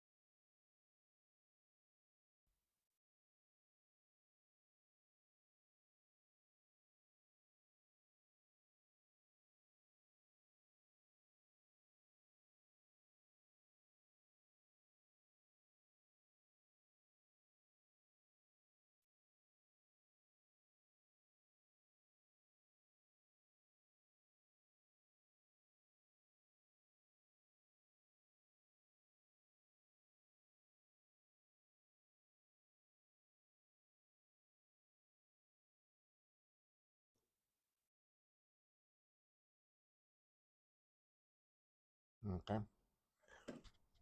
RAM socket is in.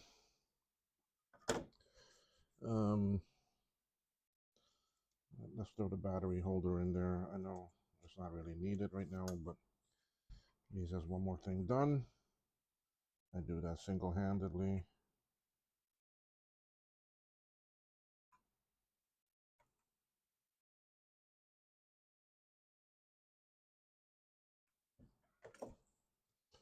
That's in. Crystal, still need to take off the other board. And a couple things I need to take off the other board. So let's do for the RAM.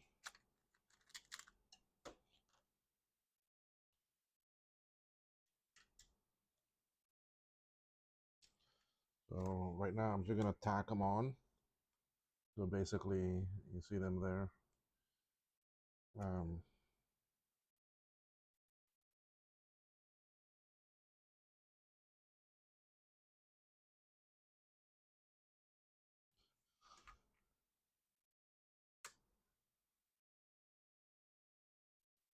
Again, I do the same pushing up thing. Do I hear rain outside? Can't be. We haven't had rain in such a long time.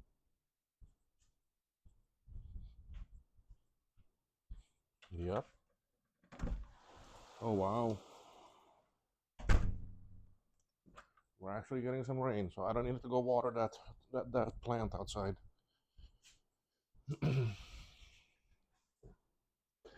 Alright, so I have two tacked in. Let's tack in the other two, then I'll go solder all four at one time.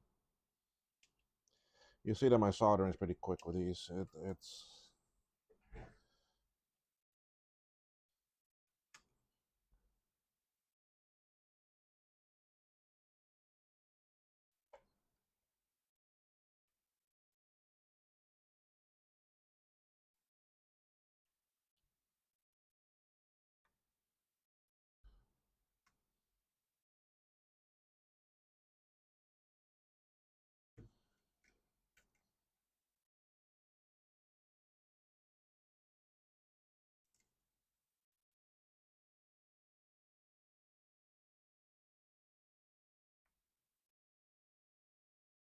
okay.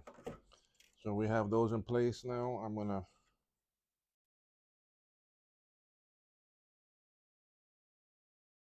put this. Okay, you can see all four. All right, cool.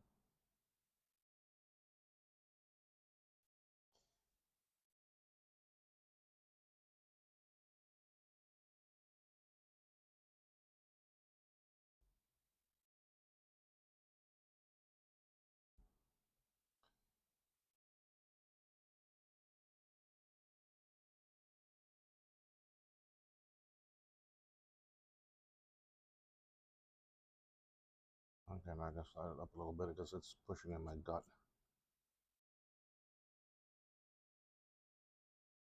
I don't like to leave my solder pyramids flat,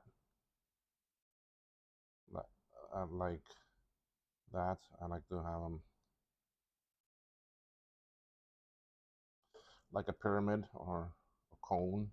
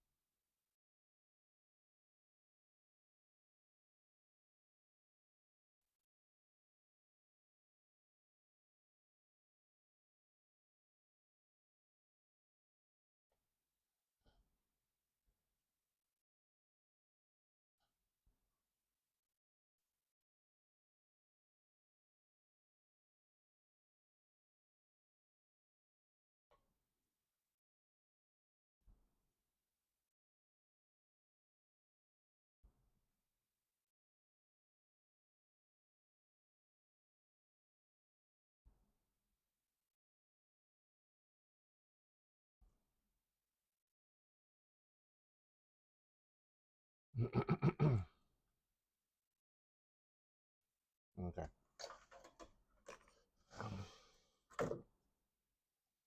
What do I need now? I need two capacitors. Let me get those. Those are right here. And my 220. There's my 470.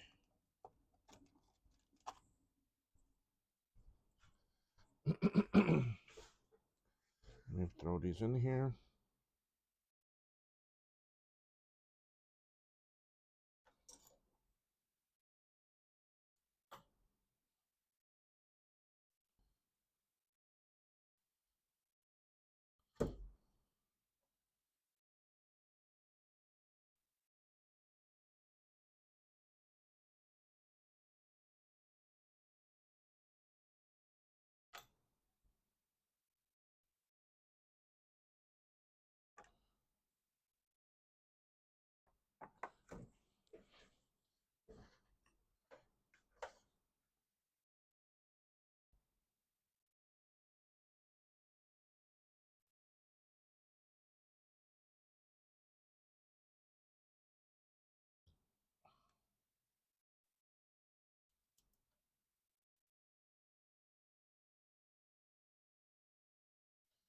Okay. All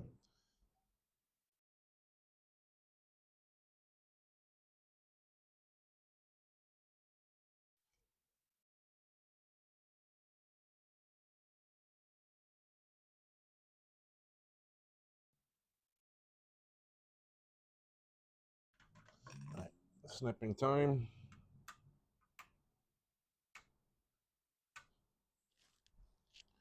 All right, those are snipped. Let me put on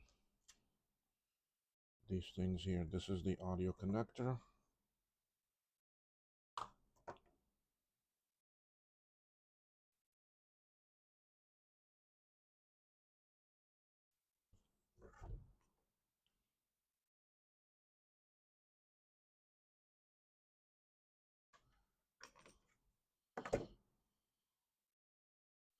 Okay, that's on. Let's do the power. And now the crystal still has to come. We'll get to that.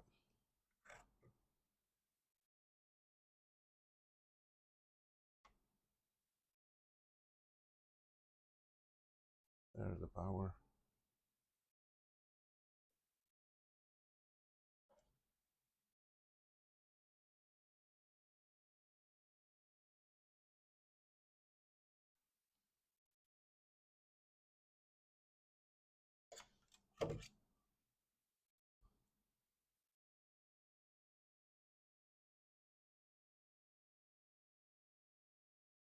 These here I put on extra good solder, extra thick.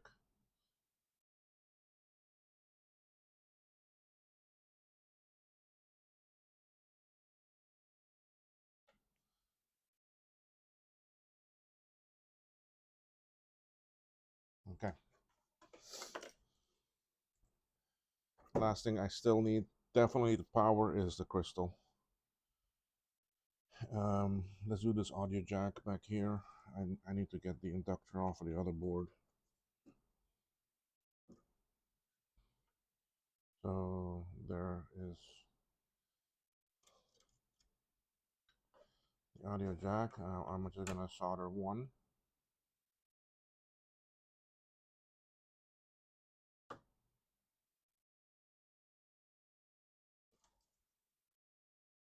Okay, nice and straight and flat.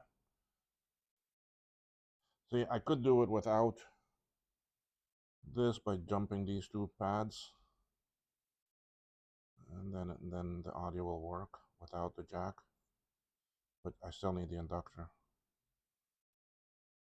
Okay, that's in. Let's see. Let's see how some of these legs look for chips that I already have off the board. This is video RAM. That looks good.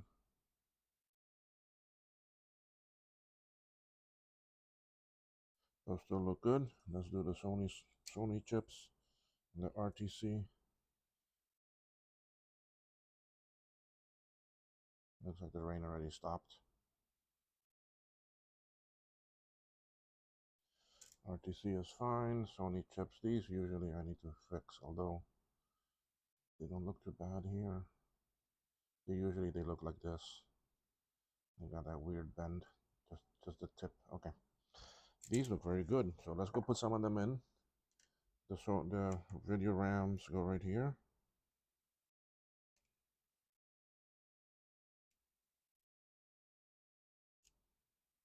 Perfect. The RTC is way up here. The two Sony chips.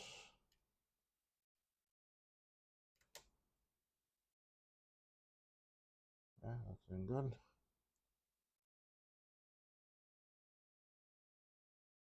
I don't have these out yet.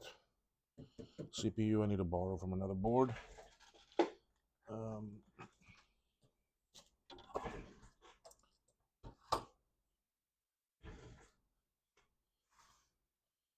Let's go move some chips over. So here are the two boards. Let's start with video ROM.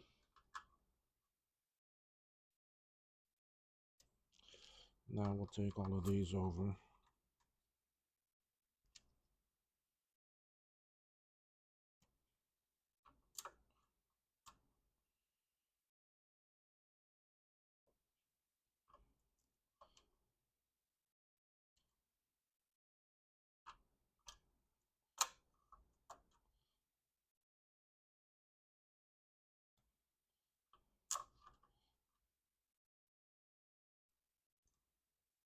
All right, CPU I'll put on another one.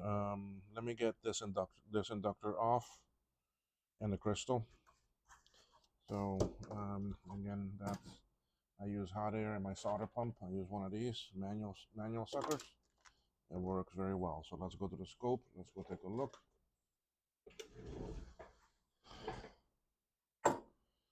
I need the inductor that's over here on this side.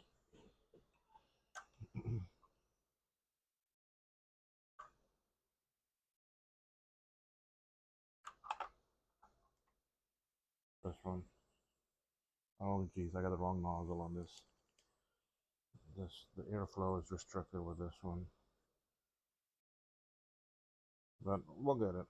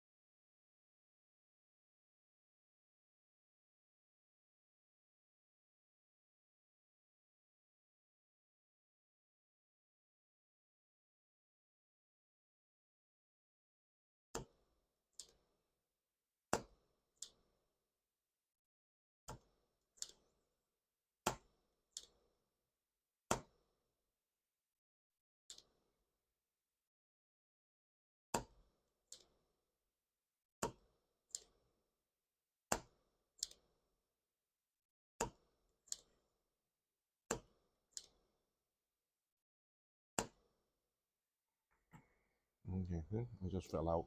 What else I need? I need the crystal. The crystal is more over here. Right here.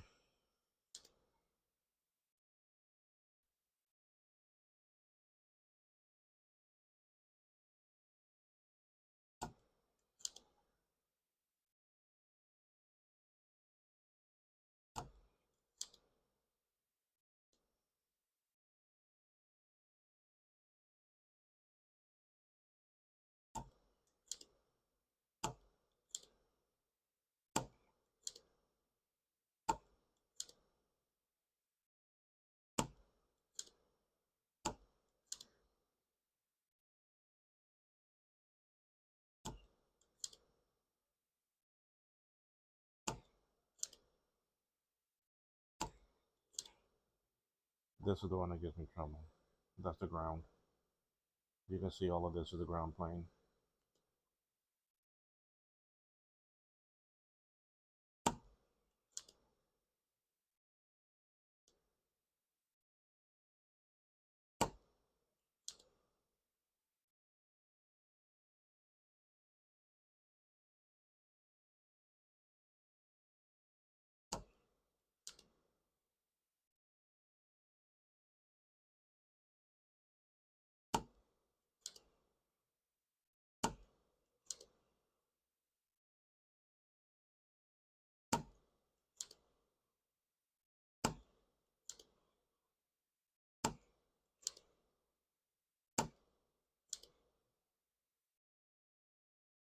And usually when I raise it like this, you may be out of focus, I'm sorry, it's just I raised it. And if this heats up, it will just drop out.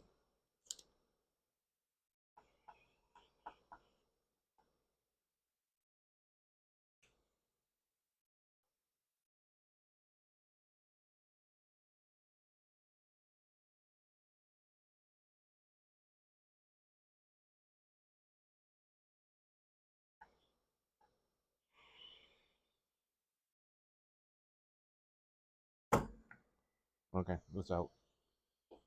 Alright, I'm only going to take the items I need right now for me to fire it up. So, we'll bring the other board back.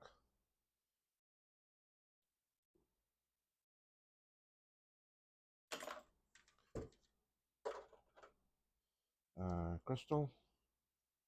Might be a bit warm. No, it's not too bad.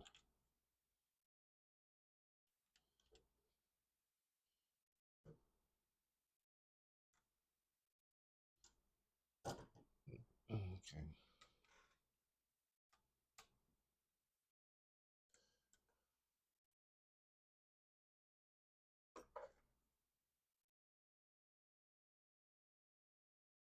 Oh, come on. I can't believe that rain already stopped. That was like 5 minutes worth of rain.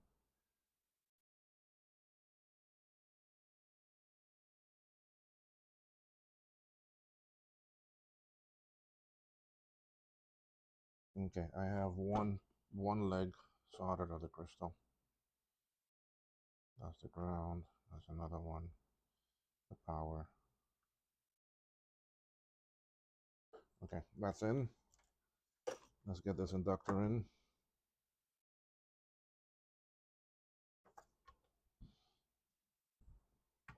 Mm.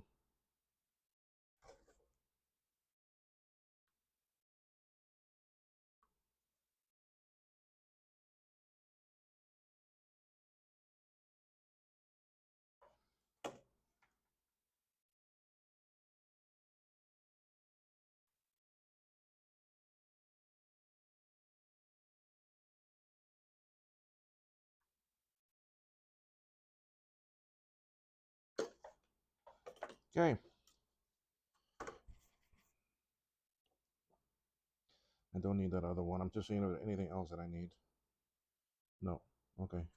We're gonna test this sucker. Switch cameras here. I need to charge this microphone.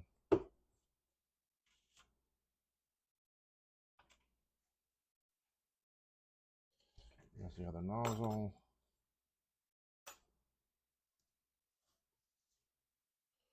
Okay, so let's get a ROM. We're gonna put that in. Let's get my blink RAM.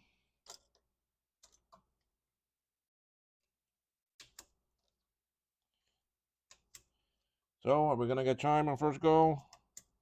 I know I still need to put in a CPU. It's coming. Let me get that now. I have one here. They marked it bad, but it's not bad. The person that I got it from thought it was bad, and that's why there's a question mark on it. So we're gonna use that. We're gonna throw this one in there. And we're gonna get our good old reliable SE30 or SE compact card. That just snaps in right there. Or I can run it with an SE extension. This one is the version with the power switch. I went and got that one so that y'all can see what it's like. So I can leave this connected, you see. The RGB to HDMI does fire up already. That already has power, so it's always on, and which is great for when we're doing this thing. So, oh, I forgot one thing. Speaker.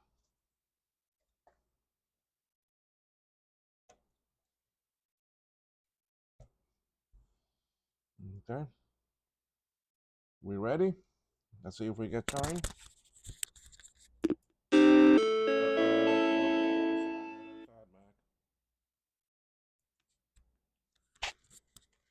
So now I need to see what is causing that. And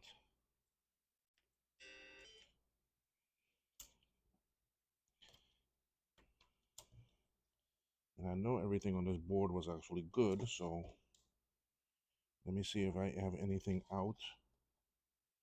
Chip like that's not in. Could it be that CPU?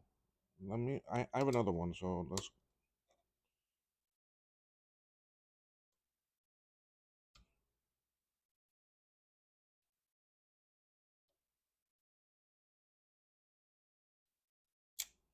Mm. Oh, it could be the. No, because that's the good glue that came off of the other board. Every chip on here is good because it came off the other board. So, um,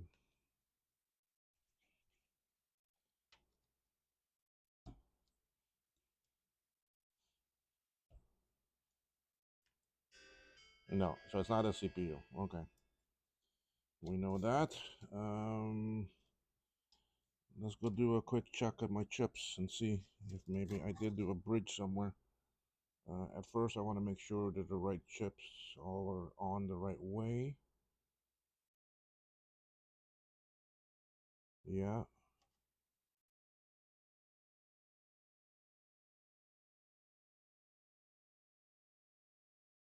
All right, so we're gonna examine each of the PLCs off the scope. Maybe there's a bridge somewhere. And you'll see that that goes pretty quick as I do.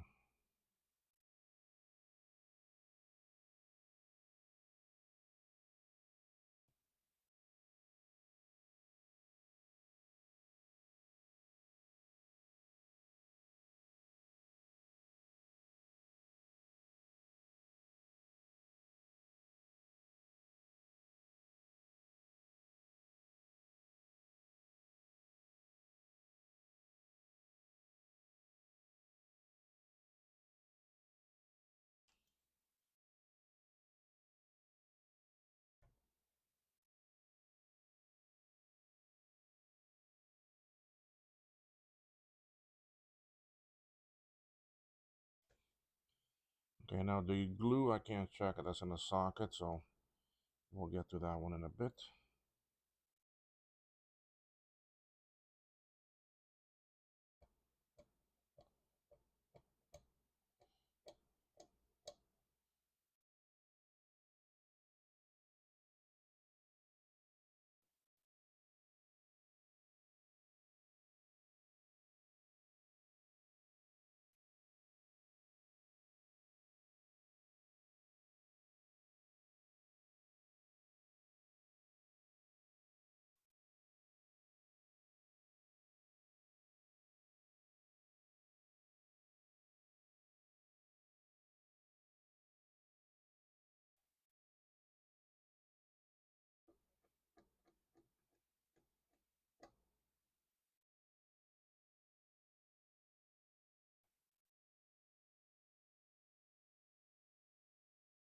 The FPU shouldn't really make too much. Well, if they're short, yes, it will make a difference.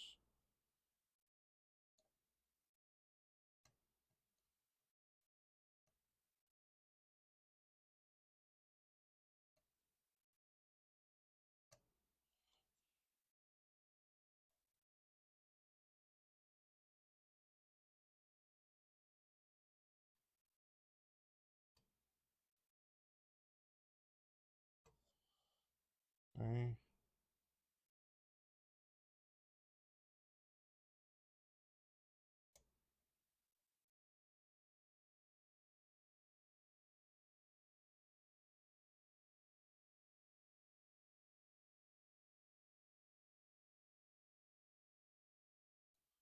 I don't think it's any of these because I checked these very good as I was doing them. SD1. Yeah.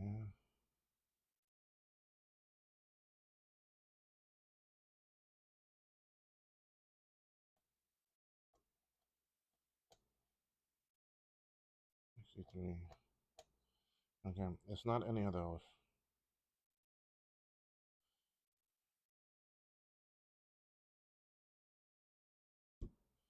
So I'm leaning to two possibilities.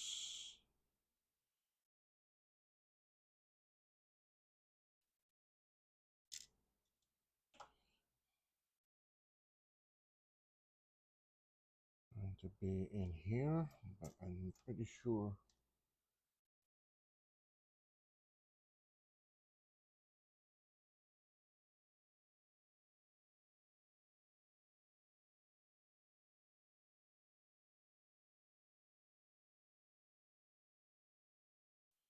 All of those are good.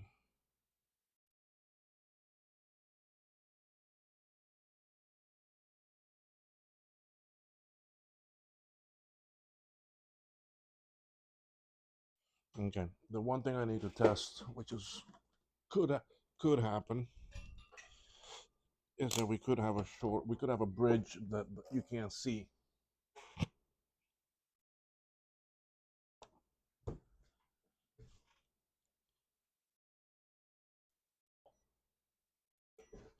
All right. So my intention now is to like see. So if I do this, there should beep. There not.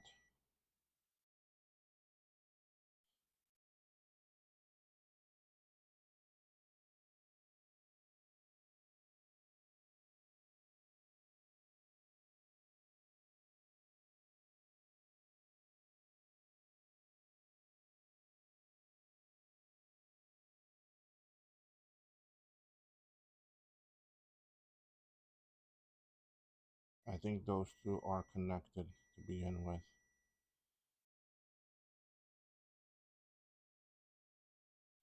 I think these two are bridged together. Let me check on the old board.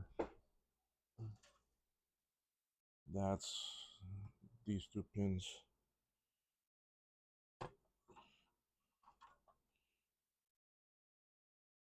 Yeah, you see on the original board, they are also. Okay.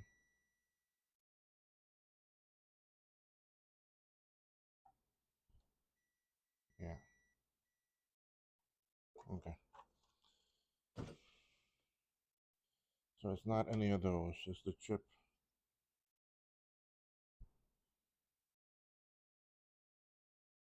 No, chip is good.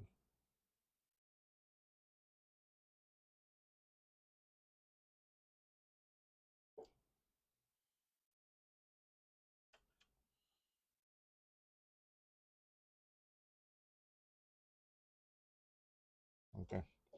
Let me pop out the glue, and we're gonna do the same thing with the glue chip. We're gonna test that out.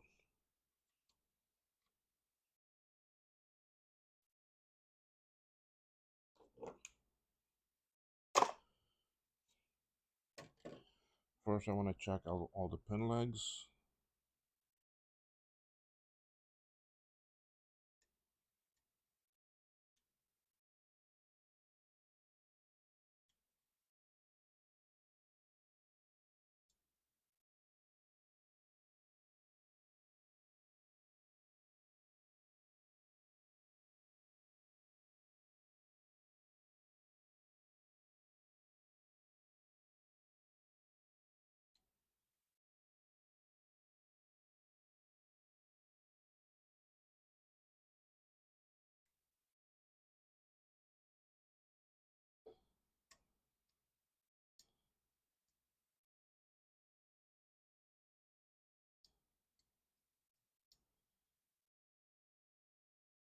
Okay, all those are in good.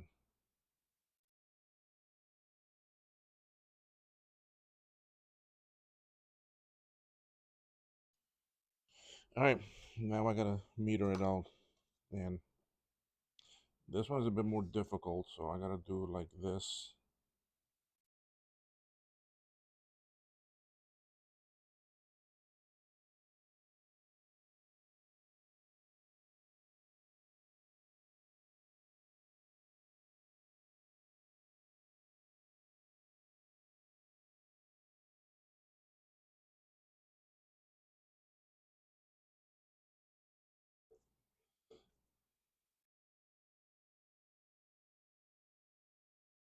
You see, if I do, you see, if I brush on this one,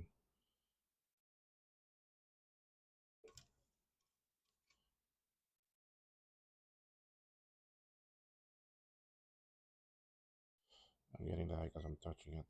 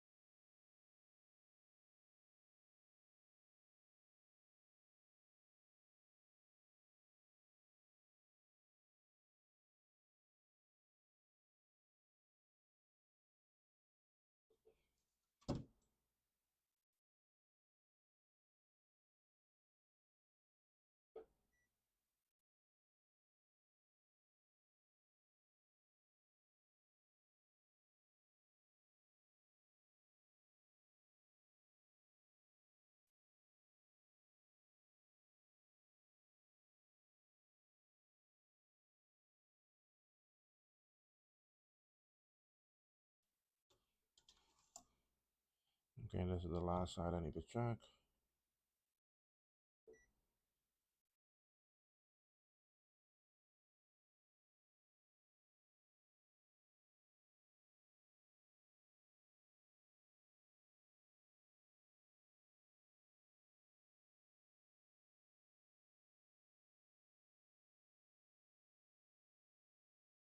Okay. These are making good contact. Yeah.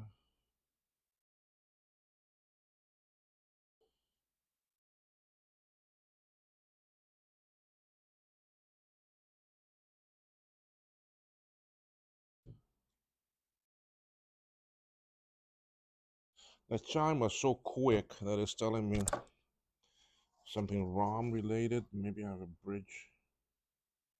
No, I don't bridge like that.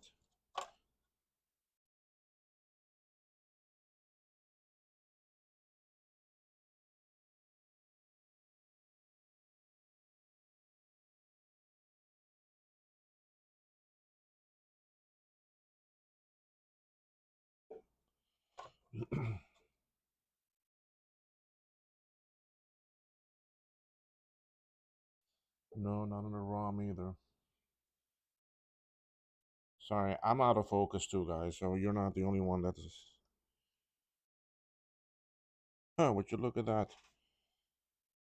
You want to see what I see here? Look.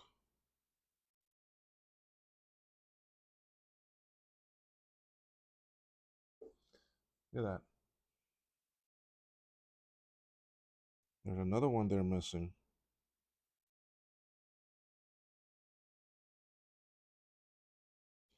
I have two capacitors that are broken, and those are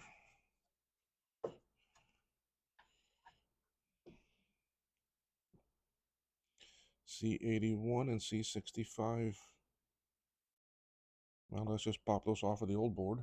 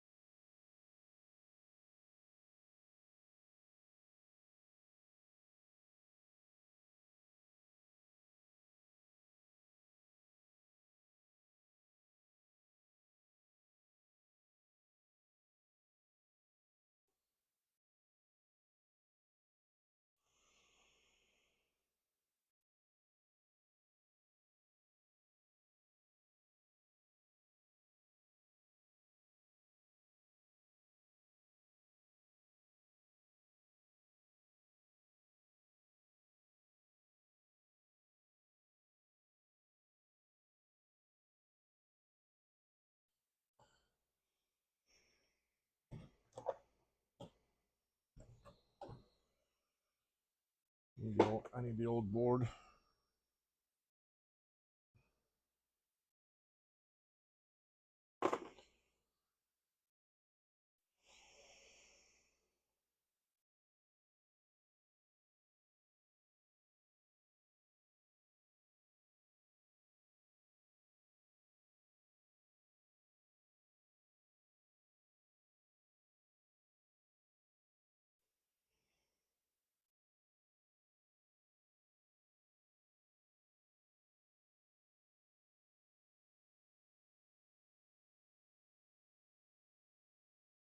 Okay.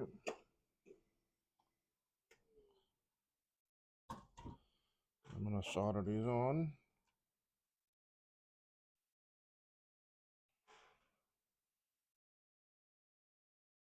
Could that have been our problem?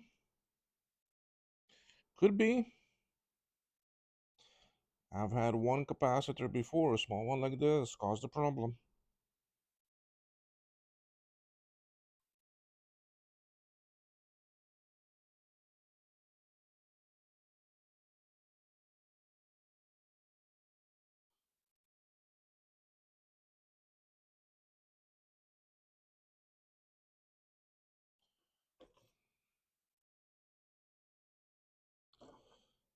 Okay, so let's put away the meter. Move that, move this old board out of the way. And let's bring this back over here.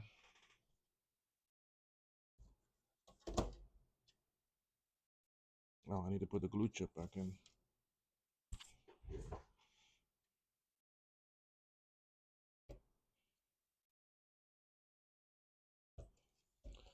So, could that have been our problem? Nope.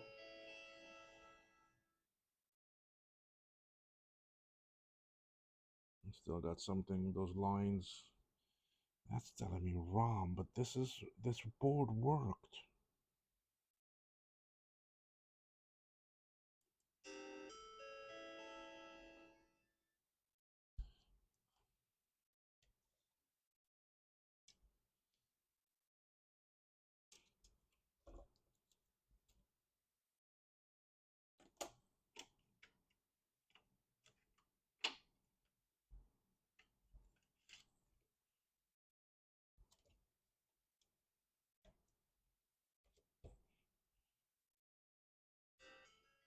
See, that skips the memory test. There's something with memory.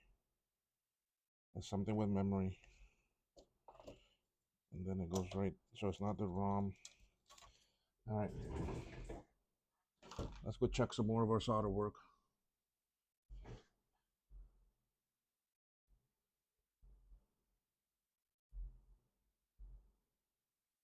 I want to check all of these up here.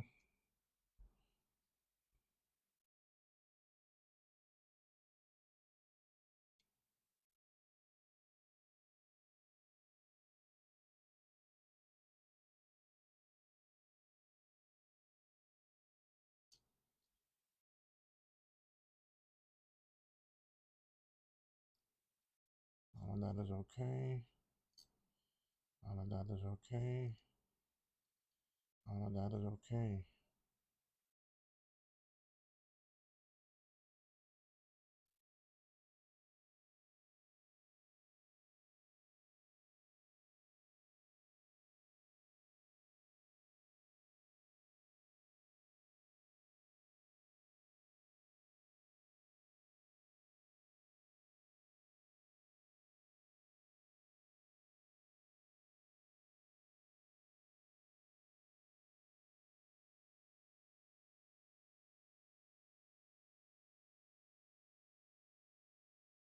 I'm still leaning to this guy.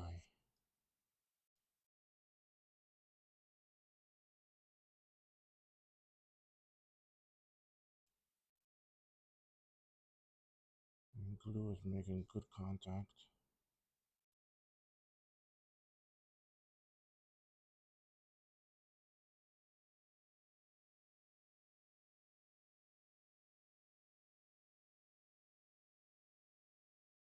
See, look at that. That don't look like it's making contact to me.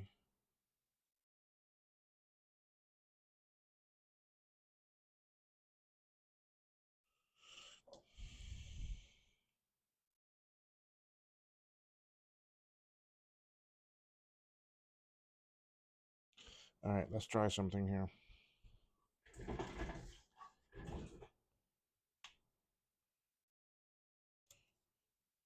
Uh,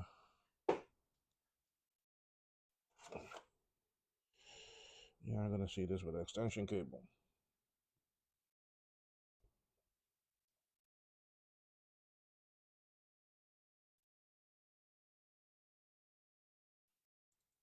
Oh, speaker.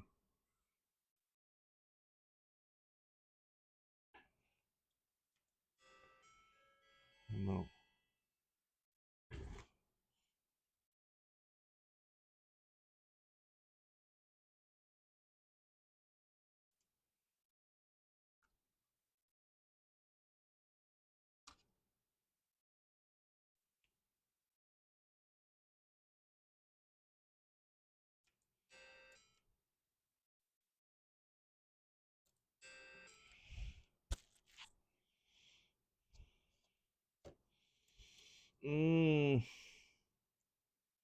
how fast that's happening, that is RAM. That is 100% RAM related, and I know my RAM is good.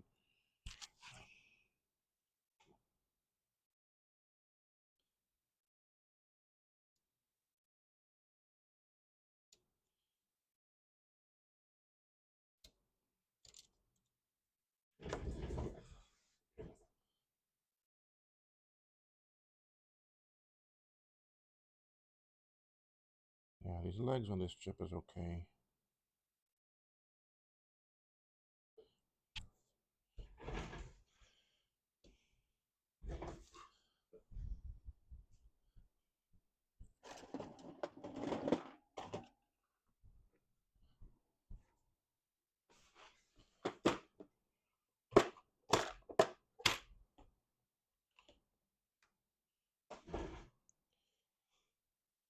This is a 689, and these.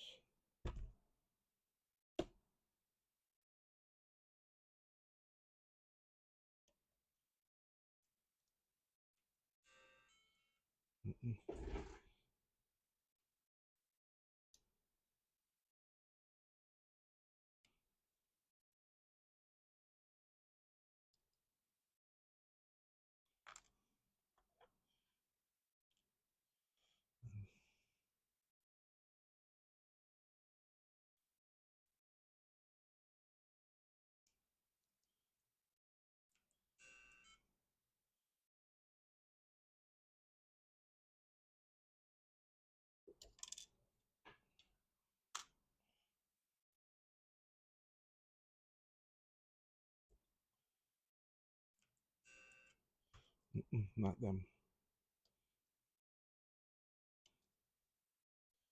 So I'll put the original back in. That one is a-okay.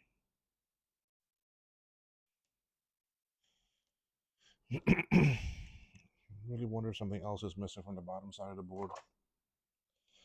Let me try the other glue. I don't think.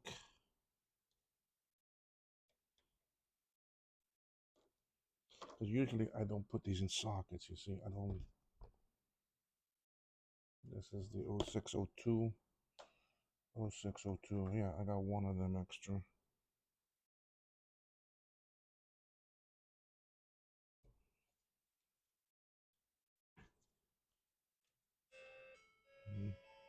See, same thing. But that's a slower chime this time.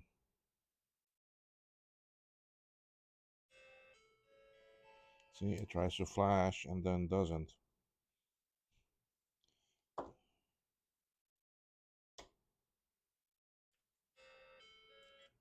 You see how that's a slower chime?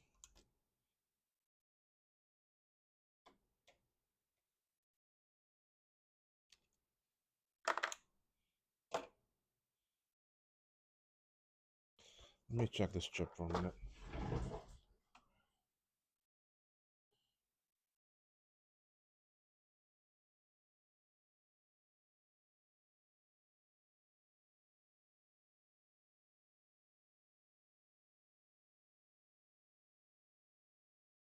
I did clean this chip, that's the thing.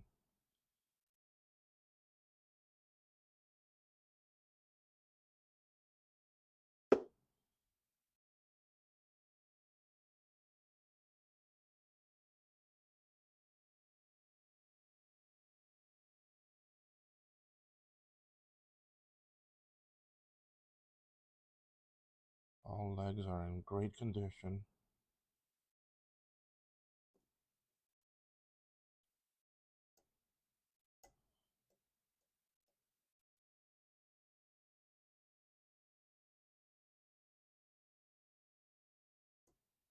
Hmm.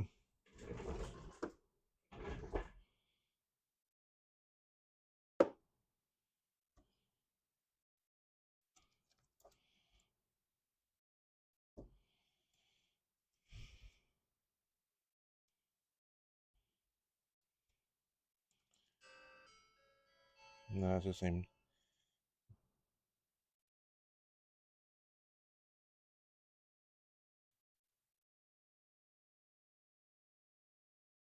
Why am I not getting nothing on the screen?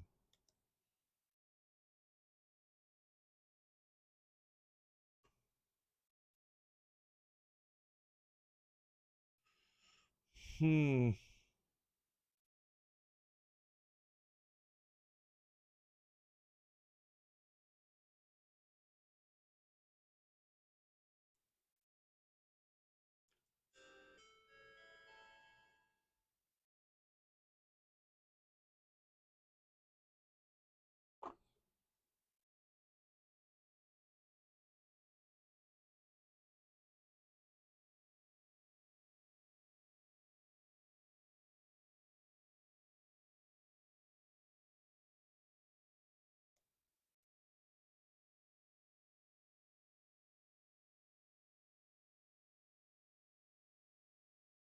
Okay, there are the lines on the screen. Okay, so I'm still getting the lines.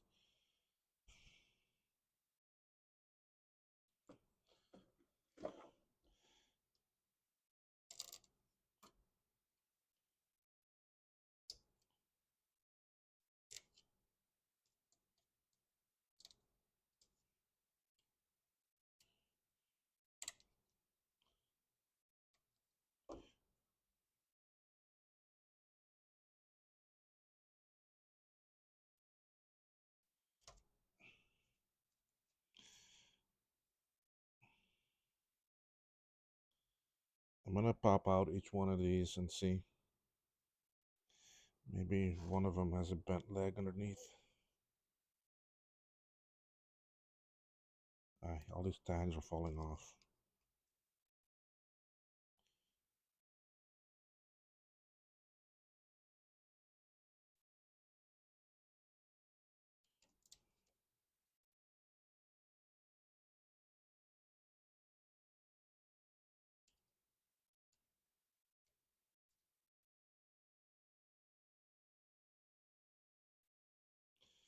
These have all been reprogrammed. These are the programmed version.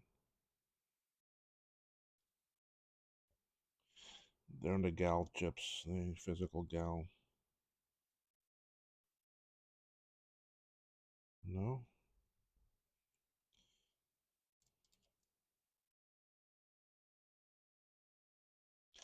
You know what? He sent me new video RAM. Let me try them.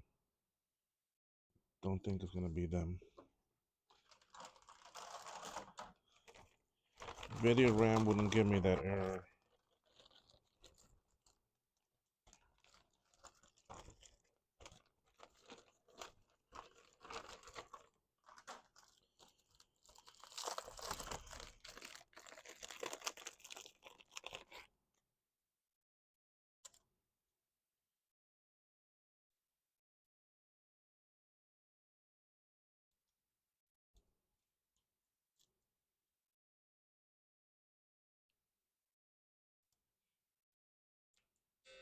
Mm-mm.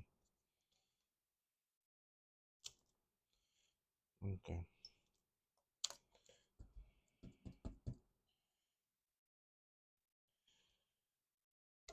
I still think something on the underside of this board.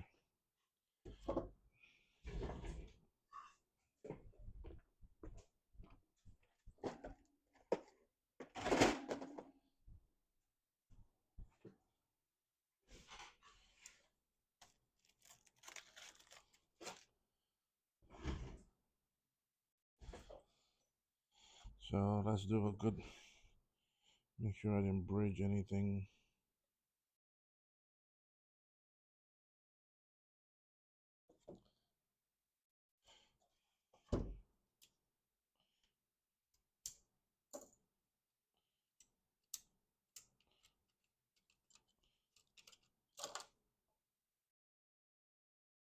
Make sure there's nothing in there.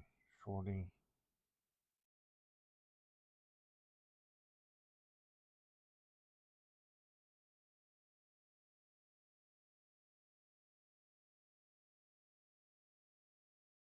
No, those are nice and clean.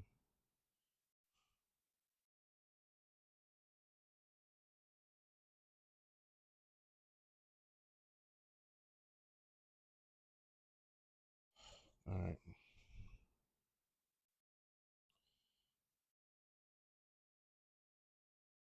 I'm just checking my solder work here.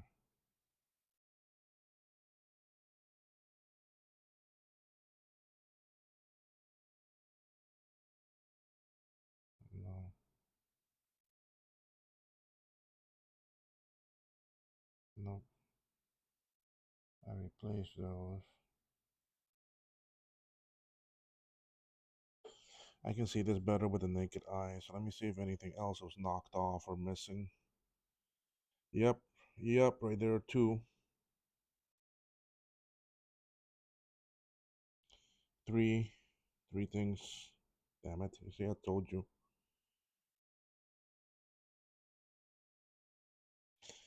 1, 2, 3, 4, 5, 6, 7, 8, 9, 10, 11, 12, 13, 14, 15. Some inductors on the bottom of the board are missing. They just fell off. All right, so I'll have to put those on from the old board. One right there, one, two. The third one was down here. And the thing is that where that one is, that's the one. That's a key one. Okay, yeah, you see, they're missing.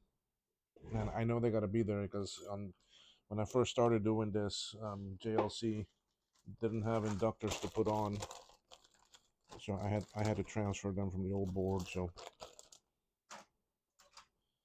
I know exactly which ones they are.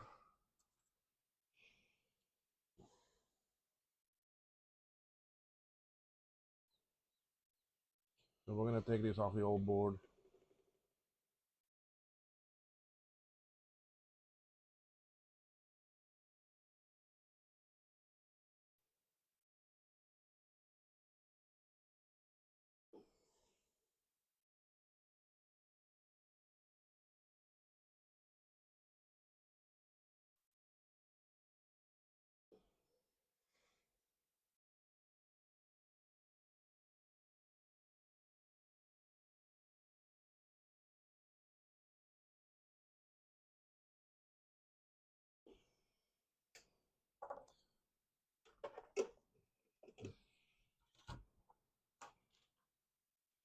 All right, let's go solder them on. I need to get some new wheels for this chair because my tile is kind of rough because this used to be an outdoor place. The tiles are like sandpaper, so the wheels.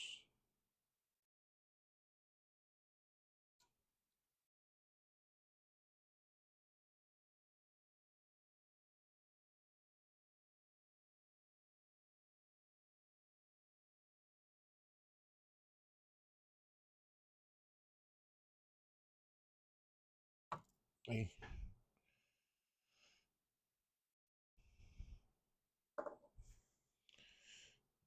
I don't know where it shot off to. You know what? I think I need to clean these off first. It's all right. I can get more of those inductors.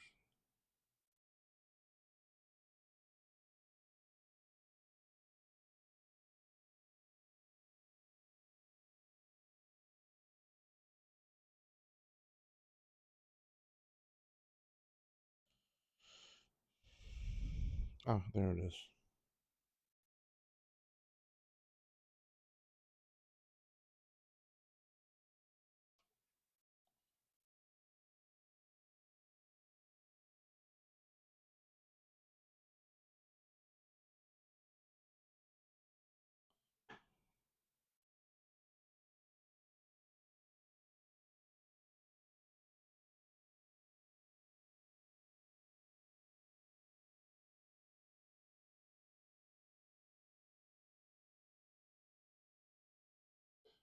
I'll come and fix you because I don't have any flux on the board. So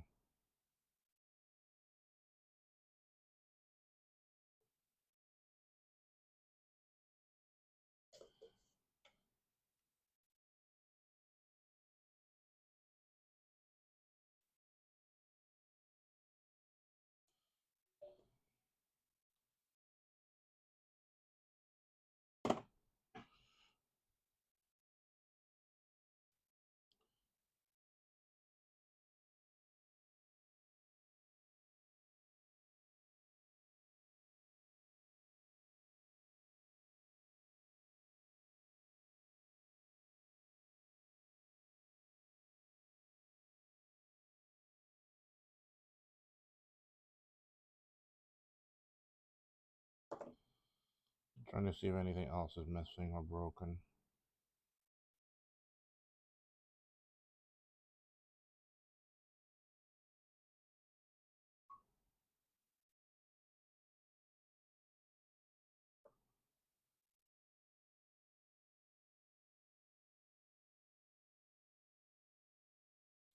Let's give it a shot.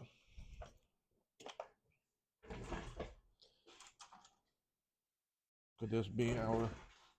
Could this be? Oh, it must be close to 9:30, 10 o'clock. 9:36. Yep.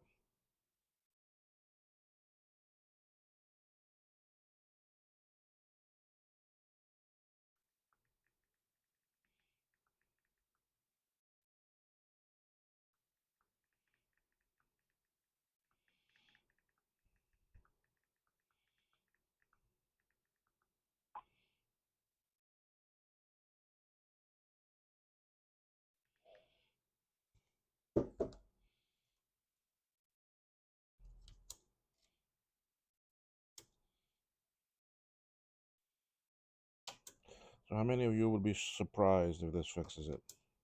Hmm? How many of you would be like, wow, look at that. Just three inductors on the bottom caused the problem. But inductors are, remember, that's part of the power rail. Okay, so if parts of that are missing, one, two, three, there we go. Chime. I told you it's power rail. Inductors are power rail. And that other one, that one L15 was right below this one chip here. I guarantee you that was the one providing power to this chip. Matter of fact, let's go look. I'm gonna pull up the schematic here. If you all that fix computers and that, or especially Mac, there's this awesome website called macdat macdat.net. Okay, they have a repair tool portal and then schematics. I mean, very nicely set up, amazing site. And let's go see where that chip is. That chip is, I think it's this one right here. Yeah, UI6. And where does it get its power from? They don't show it. Can I do a search for L15?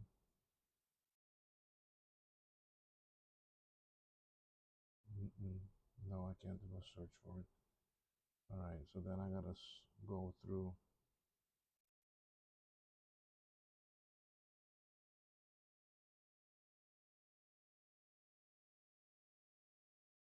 And these are ferrite beads, so I mean, there's 20, 19, and 18.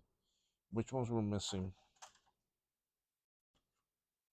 But that's ground.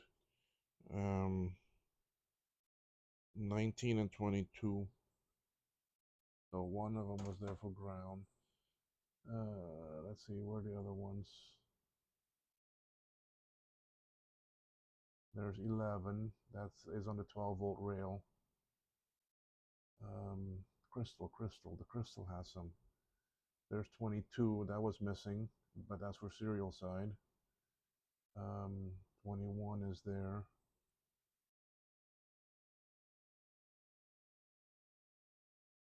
10, 9, and 8 go to the SCSI chip. They provide power to the SCSI system.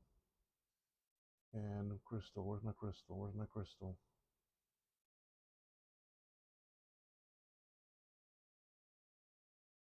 There you, that's Y1.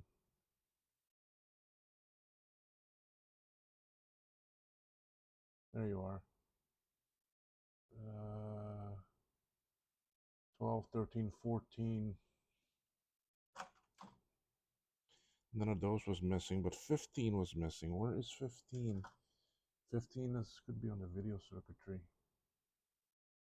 because it's right in that area.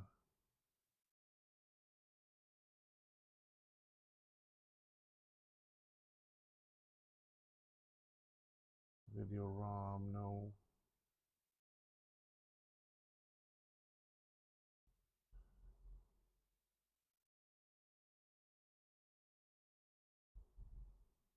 I still hear some thunder outside. We may get some more rain.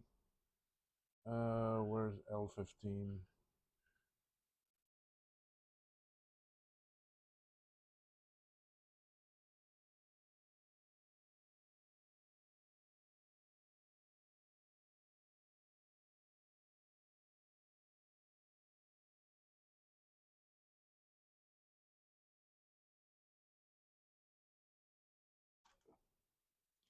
L15, where do you go?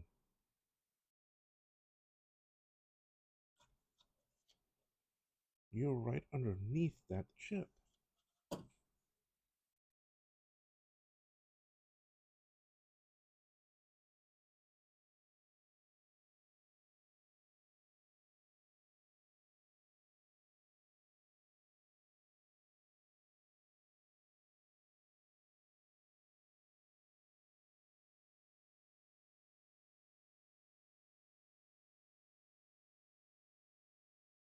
There you are. There you are. Yes, you go to UH7. Um, yep, you go to that chip. You provide power to that chip, and that's why it wasn't working. L15, it provides 5 volts to it.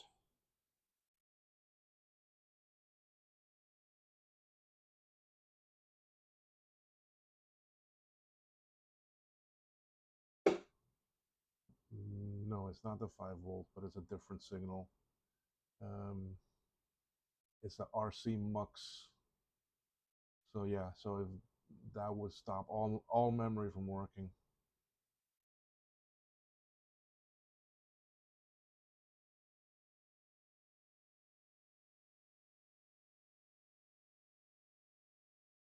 So that was the issue. We have this board working. That L15, that L15 was the main cause. So we have. I can't boot up yet, but we get chime.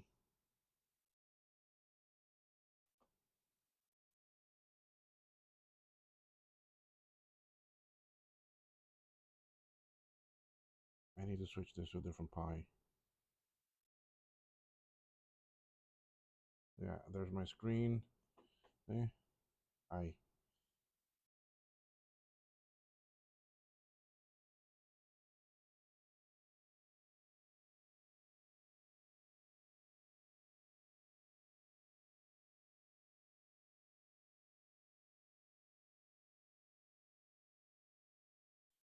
I need to switch this to a different Pi. Oh, there it goes. No, now it's gone blue.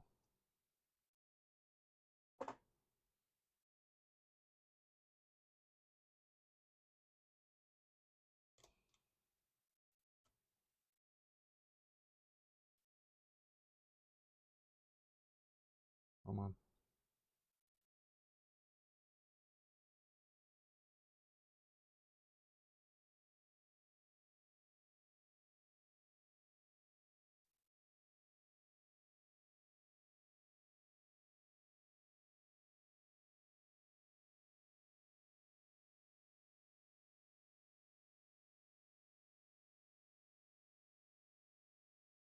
Hey, there. You see? Okay. But I can't boot because I don't have any of the connections connected. So, but at least we got chime, and I'm happy. And I'm gonna call it a night because I'm tired. It is 9:45 here. So we have look who's down there playing. Uh, I did test my profile too. You can see it sitting right there. It's not work. It powers up and spins up and everything, but I don't know what's on it. Okay, so it may be blank, it may be whatever. Um, but I can't get the Lisa to see it. So, but I, here I'm happy with this. This is some success with this board. But now you see how a small little inductor down here at the bottom missing caused everything not to work. So once I put those missing things on, we have chime. So I'm happy with this. I'll finish this board off camera and then I'll do an update on it, because I still want to show taking off the stuff from the old board, how I do that with the solder pump and all that. So I'll do some more video. I'll do another video on this board. So this is part two. But we work. So anyway, folks, give me a thumbs up, please, if you like this video. And stay tuned for part three. And y'all have a good night. Okay. Thank you so much, y'all, everyone. Have a good night. Bye bye.